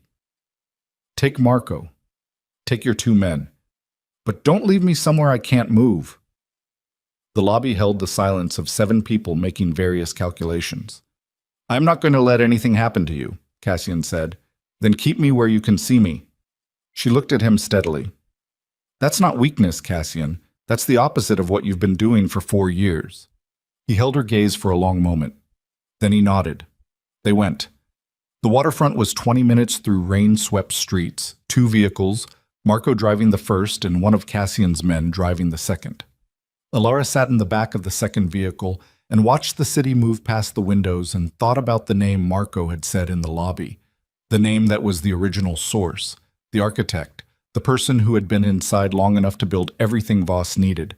She thought about what it meant for Cassian, the specific quality of this betrayal, which was different from Rourke's fear and different from Nadia's recruitment. This was someone who had chosen it, proactively, who had given the order that killed an 18-year-old boy and then spent 4 years managing the fallout from inside, feeding the man that boy's death had created, using Cassian's own organization as the instrument of his destruction. It was the kind of betrayal that didn't just break a working relationship. It broke the premise of a person's judgment, their ability to trust what they saw in other people. She understood, in the car, that this was what Cassian had been carrying for 3 months since he'd found the evidence that the hit hadn't been accidental. Not just guilt about the boy. The much harder thing, the knowledge that someone he had been trusting, someone he still worked alongside, had done something he could not have imagined that person doing. The dissonance of knowing someone well enough to be certain they were solid, and discovering that the certainty itself was the vulnerability. She had spent 4 years married to a man and not known what he carried. She had spent 4 years feeling like she was outside a gate that wouldn't open and not knowing that the gate was a symptom, not a cause. They pulled into the waterfront district. The buildings here were the industrial kind, old processing facilities, converted and reconverted, the kind of architecture that didn't apologize for its function. Water on 3 sides. A smell of salt and rust that the rain amplified. Marco pulled over a block from the facility and they got out. Cassian came to her window. He looked at her for a moment. "The car doesn't move until I come back for it," he said. "Marco stays with you." "No," Marco said. "You need me inside. You put someone else with Ilara." Cassian looked at him. A tense second. "Fine." He turned to the second vehicle. "Reyes, stay with her. The car doesn't move. Nothing happens to her." He looked back at Ilara through the window. The look was not the gate. The look was everything the gate had kept out. "Cassian," she said. "Yeah." "The truth," she said. "However it lands. The actual truth." He held her gaze. "Yes," he said. He turned and walked toward the facility with Marco and one other man, and the darkness took them in 20 feet. Ilara sat in the car with a man named Reyes she didn't know, listening to the rain and the water and the specific silence of waiting, and she put her hand against her coat pocket where the photograph was, and she breathed, and she waited. 8 minutes later, the lights inside the waterfront facility went out all at once. The lights inside the waterfront facility went out all at once, and the darkness that replaced them was total and immediate, the kind of darkness that doesn't ease into itself but arrives like a verdict. Ilara counted to 3. Then she opened the car door. Reyes said, "Ma'am," and she was already out, already standing in the rain, already looking at the facility with its suddenly black windows and its silence that was not actually silence. She could hear from inside the specific sounds of a building where something violent was happening. Not shooting. Not yet. The sounds that come before shooting, movement, impact, the percussive thud of a body against a hard surface. Someone's voice cut short. "Stay in the car," Reyes said.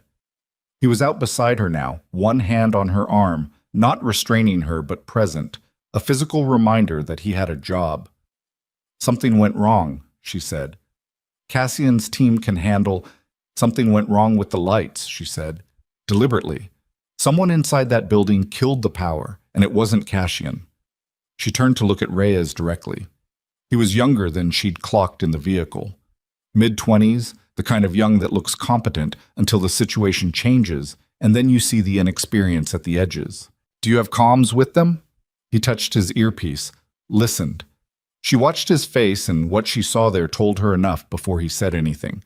His expression did the thing that faces do when they're hearing something that doesn't make sense, and then the thing they do when they understand it does make sense, and they wish it didn't. "Marco's line is dead," he said. "Cassian's isn't responding." "The third pipeline," she said. "Whoever it is, they're inside. They cut power and comms simultaneously." She was already calculating. The facility's footprint. The entrances she'd clocked on the drive-in. 2 main, 1 service door on the waterfront side. If power was cut from inside, someone with facility knowledge had done it, which meant Voss had more infrastructure here than they'd mapped. How many people did Cassian send in? 3, Cassian, Marco, and Briggs. 3. Against whatever Voss had inside, plus whoever the third pipeline had brought. She looked at Reyes. "What's your protocol when comms go dark?" she asked. "Wait for visual confirmation or a prearranged signal. Don't breach without authorization." "How long do you wait?" He looked at the facility. He looked at her. 7 minutes. "That's too long," she said. "Those are the protocols." Reyes. She put her hand on his arm the way he'd put his on hers, not restraining, just present. "I understand what the protocols are. I'm telling you that the situation inside that building has changed from what those protocols were designed for because someone inside is working against your team, not just against us. 7 minutes is enough time for a lot of things to become permanent. She held his gaze. You don't have to breach. I'm not asking you to breach. I'm asking you to get it closer, find a sight line, and tell me what you see. He was quiet for 4 seconds. She could see him making the decision, the specific internal negotiation between training and judgment, between the rules and the situation that the rules didn't exactly fit. Stay behind me, he said. They moved. The waterfront side of the facility had a service road that ran along the water's edge, exposed to the wind off the harbor, the rain coming in off the water at a horizontal angle now.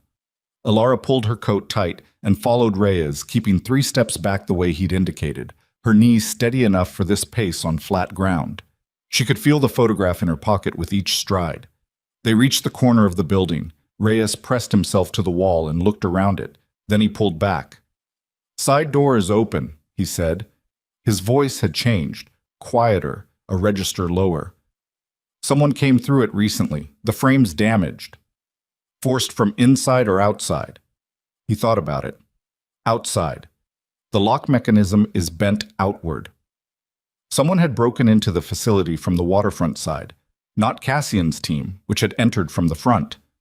Someone else, who had arrived after Cassian's team was already inside. The third pipeline hadn't been inside the building. They'd been following Cassian's team here, waiting for the right moment, then entering from a secondary point to disable power and comms. It's a pincer, Alara said very quietly. Cassian's team went in the front, Voss's people were waiting inside, and then the third pipeline came in behind them through the side. They're boxed. Reyes looked at her. I'm going in, he said. I know. You cannot come. I know. She meant it. She was not going into that building. She was not going to add herself to the list of variables Cassian had to manage inside. But she needed Reyes to move, and she needed something in her hand first. Give me your spare. He looked at her for a long moment.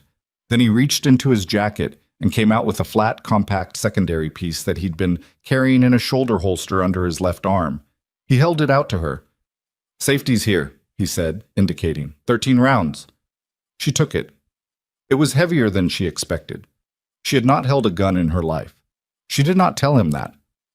I'll be at the corner, she said. If anything comes at me from the roadside, I'll have enough warning to move. He nodded.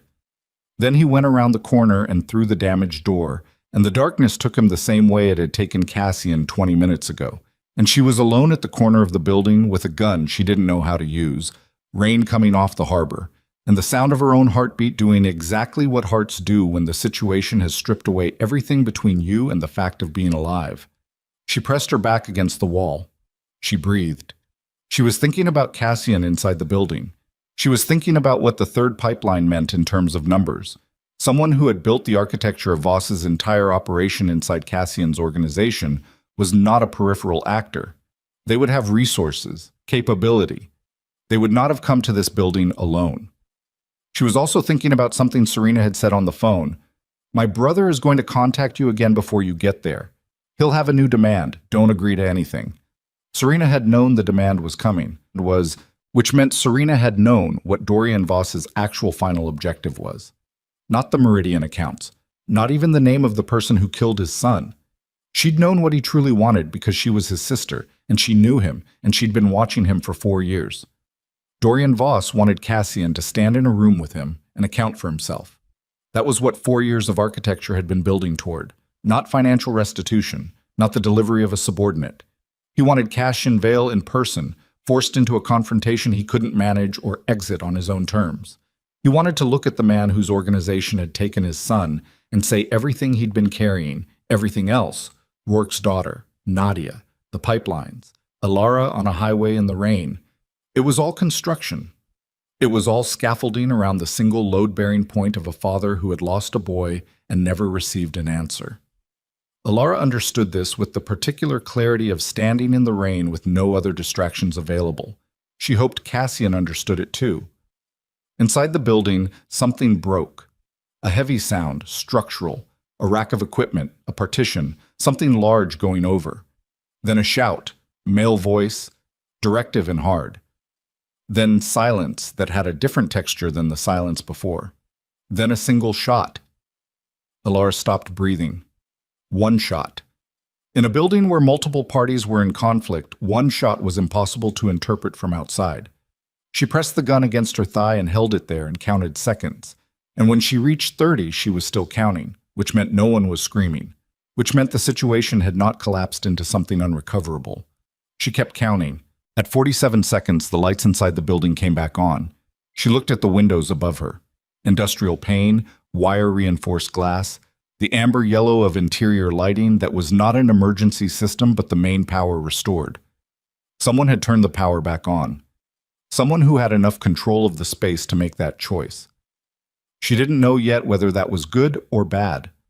She found out 11 minutes later when the service door opened and Marco came through it. He was bleeding from his left forearm. A cut, not a gunshot, long and deep but clotted already, his jacket sleeve torn. He was moving correctly, no favoring, which meant nothing else was seriously damaged. He saw her at the corner and crossed to her in 8 strides. "You're outside," he said. "Yes." "Reyes." "He went in about 10 minutes ago through the same door." Marco exhaled. "He found us. He's with Cassian now." He looked at her face, reading it. "Cassian is standing. 2 of Voss's men are down. Not dead, incapacitated. Briggs took a hit to the shoulder. He's mobile." He paused. "The 3rd pipeline is in custody." Elara looked at him. "Who?" she said. "Cassian's head of security operations," Marco said. "Adrian Kell. 15 years with the organization. He gave the order on the boy. He recruited Nadia. He managed the system that leveraged Rourke. He came in through the service entrance behind us." He looked at her with eyes that were carrying a long night's worth of things. "He had a secondary weapon. Reyes took it from him before it could be used." A pause. "Cassian is talking to Dorian Voss right now." She looked at the door. "I need to be in there," she said. "Elara, not to intervene, not to say anything." She looked at Marco with absolute directness. "Because Cassian asked me to stay where he could see me, and I need him to know I kept that." Marco was quiet for a moment. Then he held the door. She went through it.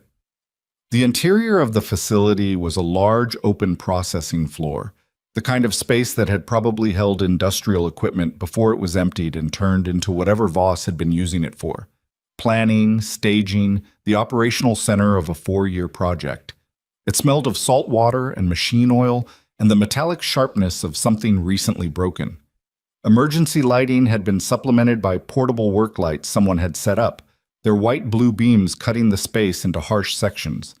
In the far section, 3 of Cassian's men were managing 2 of Voss's, professional, contained, the situation controlled but only recently. Briggs sat against a wall with his jacket off and his shoulder wrapped, his face doing the controlled compression of a man working through significant pain. Reyes was beside him, keeping watch. In the center of the floor, in the space the work lights converged on, Cassian Vale stood facing a man she had not seen before. Dorian Voss was older than she'd imagined from his voice. Late 50s, perhaps 60, with the physical quality of a man who had once been very strong and was still considerable, but who had been worn down by something that had nothing to do with age. He was standing, not restrained, standing freely, which told her this was deliberate, that Cassian had made a choice about how this confrontation would look. His face was carrying something that was too complex to be called a single emotion. He was looking at Cassian the way a person looks at a thing they've been approaching for 4 years and have finally reached, and now that they're here, the thing is not exactly what the approach had made it seem. Adrian Kell was zip-tied to a structural column 15 feet from the 2 men, sitting on the floor with his legs extended, his face doing the specific blankness of a person who has been caught so completely that effect has become meaningless. He was in his late 40s, dark-haired, and she registered now, seeing him in person for the first time in the context of everything she knew, that she had met him once. A brief introduction at the estate 2 years ago. He had shaken her hand and said something polite about her work and moved on. She stopped at the edge of the work light's reach and stood still and watched. Cassian was speaking. She could hear him from where she stood, but she did not move closer. She stayed at the edge and listened. Not what I told you earlier, Cassian was saying. His voice was at the volume of a conversation, not a confrontation. I told you the facts. I'm going to tell you what the facts mean, and then I'm going to stop talking and let you say what you came here to say. Dorian Voss was watching him with the quality of someone making a continuous, exhausting assessment. The order that killed your son was not given by me, Cassian said. It was given by the man behind me without my knowledge or authorization. That is a fact. I have evidence that establishes this, and I will give you that evidence in its entirety. Not because I expect it to give you what you've been looking for, but because you have spent 4 years operating on a premise that is not completely accurate, and you deserve to know that. He paused. The second fact is that regardless of who gave the order, it happened within my operation, under my authority. The people who worked for me were my responsibility. That is also a fact. I am not telling you the first fact to escape the second. His jaw was tight. I failed your son, not with intention, not with knowledge, but through the failure of oversight that allowed someone like Kel to make decisions I didn't know he was making. He stopped. I don't know what the right version of accountability looks like in a situation like this. I don't think there is a clean version. I think there is only this, telling you the truth and standing here while you decide what to do with it. Dorian Voss was quiet for a long time. The facility held its breath. Ilara held hers. When Voss spoke, his voice had a different quality than it had on the phone. On the phone, it had been measured and deliberate. Now it was something else. Older, more fractured. The voice of a man who has been rehearsing something for 4 years and has just arrived at the moment of delivery and found that delivery is harder than rehearsal. He was 18, Voss said. Yes, Cassian said. He was 18 and he didn't know anything about my business. I kept him out of it. I made that decision when he was small, that whatever I built, he would have nothing to do with it. A pause. And they killed him for the threat of what he might become. Someone who worked for you decided my son's future was too risky, and they removed it. His voice broke on the last word, cleanly, the way a thing breaks when the material has been stressed for too long. He did not try to cover it. He was 18. I know, Cassian said. The words had almost no voice behind them. Voss looked at him for what felt like a long time. I have spent 4 years building toward this moment, Voss said. I built it to make you feel what I felt. The loss of everything at once. The person closest to you, gone, because of decisions made in your world. His eyes moved. One brief movement across the space, and he found Ilara standing at the edge of the light, and he looked at her for a moment with an expression she could not fully read. Then back to Cassian. Your wife is here. Yes, Cassian said. I was told she was pregnant. Yes, Voss looked at him. I know what I was going to do, Voss said. I know what the plan was. I've known for 4 years and I built it brick by brick, and every brick felt like justice. He stopped. He looked at the floor, then up. Standing here is different than building toward here. I need you to understand that I came to this room intending to complete what I started, and I am— He stopped again, swallowed. The specific physical effort of a man pushing something down that wants to come up. I am telling you that I am uncertain for the first time in 4 years. He looked at Cassian with eyes that were red-rimmed and exhausted and absolutely direct. Because what you're describing, what that man behind you did to my son, is not what I thought it was. I thought you knew. I thought you made a calculation, and my son was on the wrong side of it. A pause. If that is not what happened— He stopped. Then I have spent 4 years destroying myself to make the wrong man pay. The silence that followed was the most complete silence Ilara had ever been in. Cassian said, What do you need from me to believe it? Voss looked at him. I need the evidence, all of it, and I need him— He gestured toward Kel without looking at him. I need him to answer for it, in a system with actual accountability, not delivered to me in an alley. He paused. I am not my brother in terms of how I want this resolved. I want the truth documented, and I want the person responsible to face something that outlasts tonight. I can do that, Cassian said. And your wife, Voss said. This ends tonight, all of it. Rourke's daughter is released. I'm calling it now. He produced a phone and sent a message, 3 words, and put it away. It ends tonight, and I take nothing from you except what you owe me, which is the truth. Cassian nodded. Where is Serena? Voss said. Waiting, Cassian said. She wouldn't come inside. Something moved across Voss's face, an emotion that was complex and grief-colored and private. She reached out to you, Voss said. It wasn't quite an accusation. 8 weeks ago. She told me she would. She told me she wasn't going to let me finish this the way I planned to finish it. He was quiet for a moment. She's been trying to pull me back for a year. I told her she was choosing the wrong side. A pause. She told me there wasn't a right side, just a direction that leads back and a direction that leads forward. He looked at the middle distance for a moment. She was right. She is usually right. Something passed through his expression, a thing too tired to be love and too old to be anything else. She's outside. Yes. He moved toward the door, then stopped, turned back to Cassian one more time. I had a son, he said, and you had the power to prevent what happened to him, even if you didn't give the order, because he was in your orbit, because you created the world that made him a target. He held Cassian's gaze. I need you to carry that. I'm not asking you to be destroyed by it. I'm asking you to carry it, every day, as the price of the power you have. A pause. Can you do that? Cassian held his gaze without looking away. Yes, he said. Dorian Voss nodded once. Then he walked toward the door and through it, and the night took him. Cassian stood where he was for a moment. Alara watched him from the edge of the light, watched his shoulders come down a centimeter, watched his hands open and close once, watched the specific physical release of a man who has been braced for impact and has received something different than what he prepared for. She watched him turn and find her. He crossed the floor. He stopped in front of her. She looked at his face, the exhaustion, the damage of the night, the particular weight of a man who has been told to carry something and has accepted the assignment. You heard, he said. Yes. He looked at her for a long moment. The gun she was still holding was between them, and she became aware of it and handed it back to him without comment. He took it without comment. Rourke's daughter, he said. Marco's coordinating the pickup. She'll be at a hospital in 40 minutes.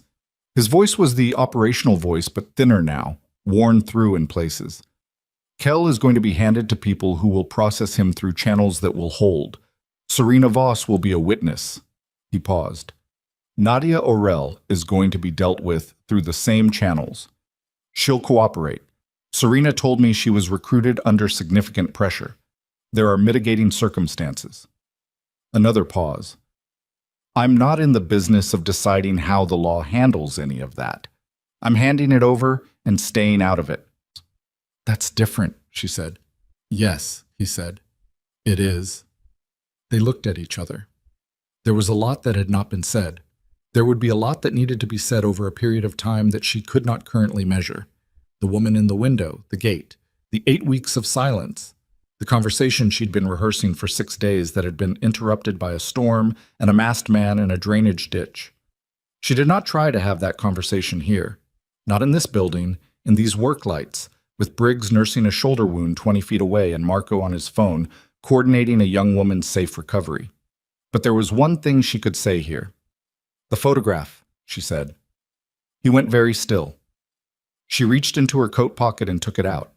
The ultrasound image, folded once, soft at the edges, 8 weeks old and carrying everything that word meant. She held it out to him. He took it. He unfolded it. He looked at it for a long time. His face did not do what faces usually do in scenes like this. Did not soften into something movie clean. Did not produce the expected emotion in the expected form. What it did was something quieter and more specific. A man who has spent a lifetime treating control as safety, looking at a thing that cannot be controlled and choosing not to look away.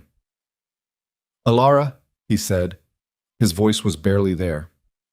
I know, she said. We have a lot to figure out. Yes. Not tonight. No. He folded the photograph back along its crease, He held it in both hands for a moment. Then he looked at her with the look she'd seen in the hotel room, the one where the seams showed. I'm going to ask you something, and you don't have to answer it tonight either. Okay. Give me the chance to show you that I understand what I got wrong. His voice was simple, not a negotiation, not a managed request. Not the gate, not tonight, the years before. The way I turned the people I loved into logistics problems. The way I confused protection with possession. He was looking at her the way a person looks when they've stopped preparing what they're about to say and are just saying it. I've been wrong about enough things in the last 12 hours to last a long time. I'd rather spend the time after this getting fewer things wrong than optimizing for whatever I thought I was optimizing for before. She looked at him. That's not a promise, she said. No, a promise would be me managing it. This is me telling you the truth. He held her gaze. That's the difference. I'm still learning what the difference feels like. She was quiet for a moment. So am I, she said. They left the facility an hour later, after the various necessary things had been handled with the various necessary people, Briggs transported, Kells secured, calls made to the kinds of contacts Cassian maintained in the legal and investigative structure of the city, the machinery of accountability set in motion in a way that would outlast tonight. Marco coordinated through a phone that needed to be charged and kept dying at critical moments, which under different circumstances would have been funny. Rourke's daughter was recovered at 11:41 that night from a storage unit in the Eastern District, locked in a room that had a cot and a heater and 3 days of food. Not comfortable, not humane, but not the worst version of what it could have been.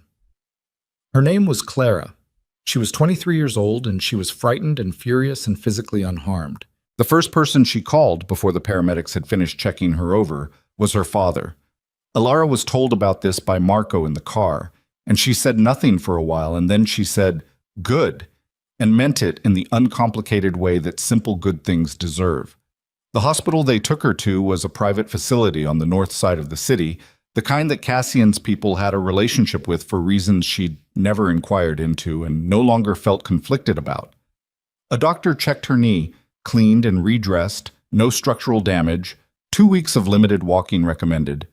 And then a second doctor, younger, with the careful manner of someone who understood that the priority in the room was not the knee, asked her a series of questions and ran a brief examination and told her the pregnancy was progressing normally and that the exertions of the night had not produced any complications.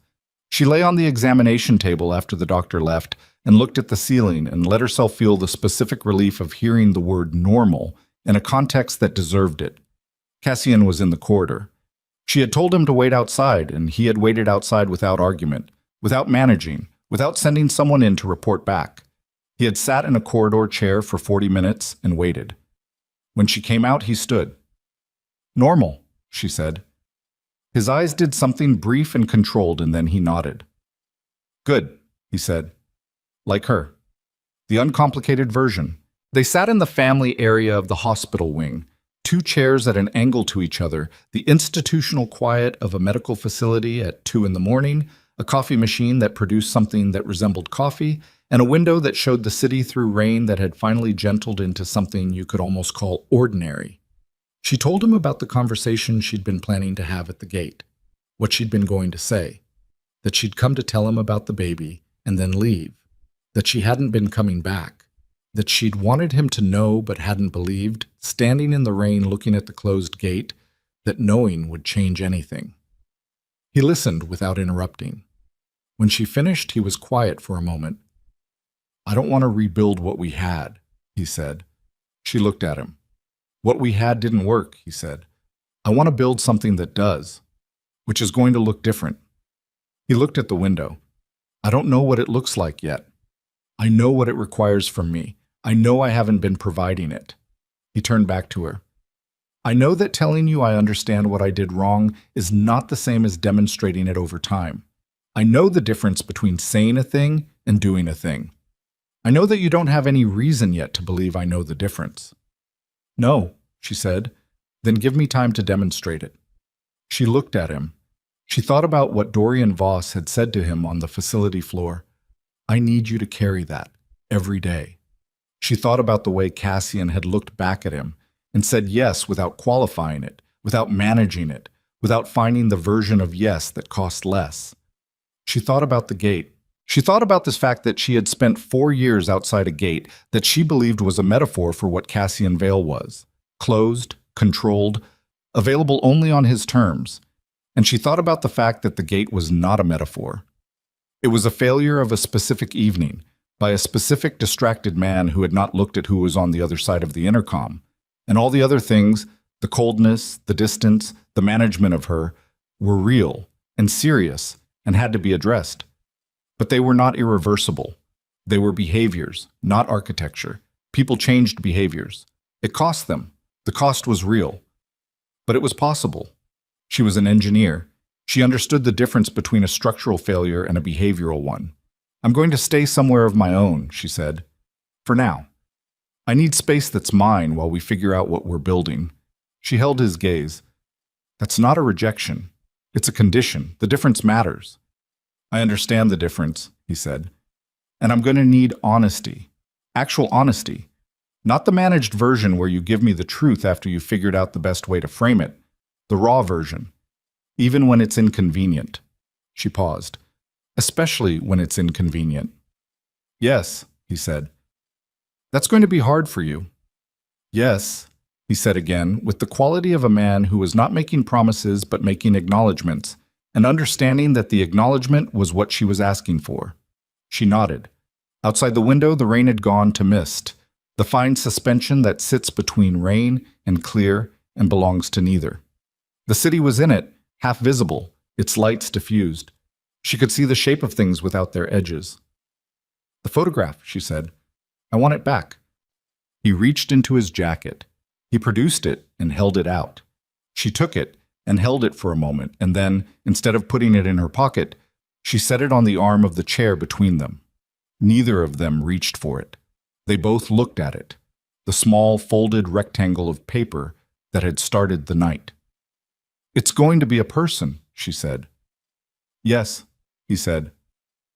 "A person who will deserve better than what we've been," she said. "Yes." "Then that's what we're building toward," she said. "Not for us, for that." She nodded at the photograph. "We figure out how to be something worth inheriting." Cassian looked at the photograph for a moment, then at her. "Okay," he said. It was not a grand thing to say.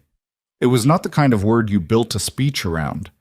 But she had spent 4 years with a man who dressed everything in the language of certainty and control, and the smallness of okay, the plain, unglamorous commitment of it, was something she could hold in her hands. 3 months later, on a morning with low winter light coming through the windows of the apartment she'd rented on the east side of the city, Cassian arrived at her door with a small package she hadn't been expecting. He'd called ahead, not to ask permission, to tell her he was coming, which was the distinction they'd been working on. She'd said fine. He'd arrived. The package was a frame. Inside the frame, behind glass, was the ultrasound photograph. He had not asked if she wanted it framed. He had not told her what it meant. He had simply done it and handed it to her and stood in her doorway and said, "If you don't want it on the wall, the frame still works as a standing one." She looked at the photograph behind the glass. The image she'd carried through a forest and 2 cars and a hotel room and a hospital, now still, now settled. She looked at him. He looked back at her the way he had in the hospital corridor at 2 a.m, not managing it, not framing it, just looking. She stepped back from the doorway. He came in. The marriage they had was not the marriage they'd had.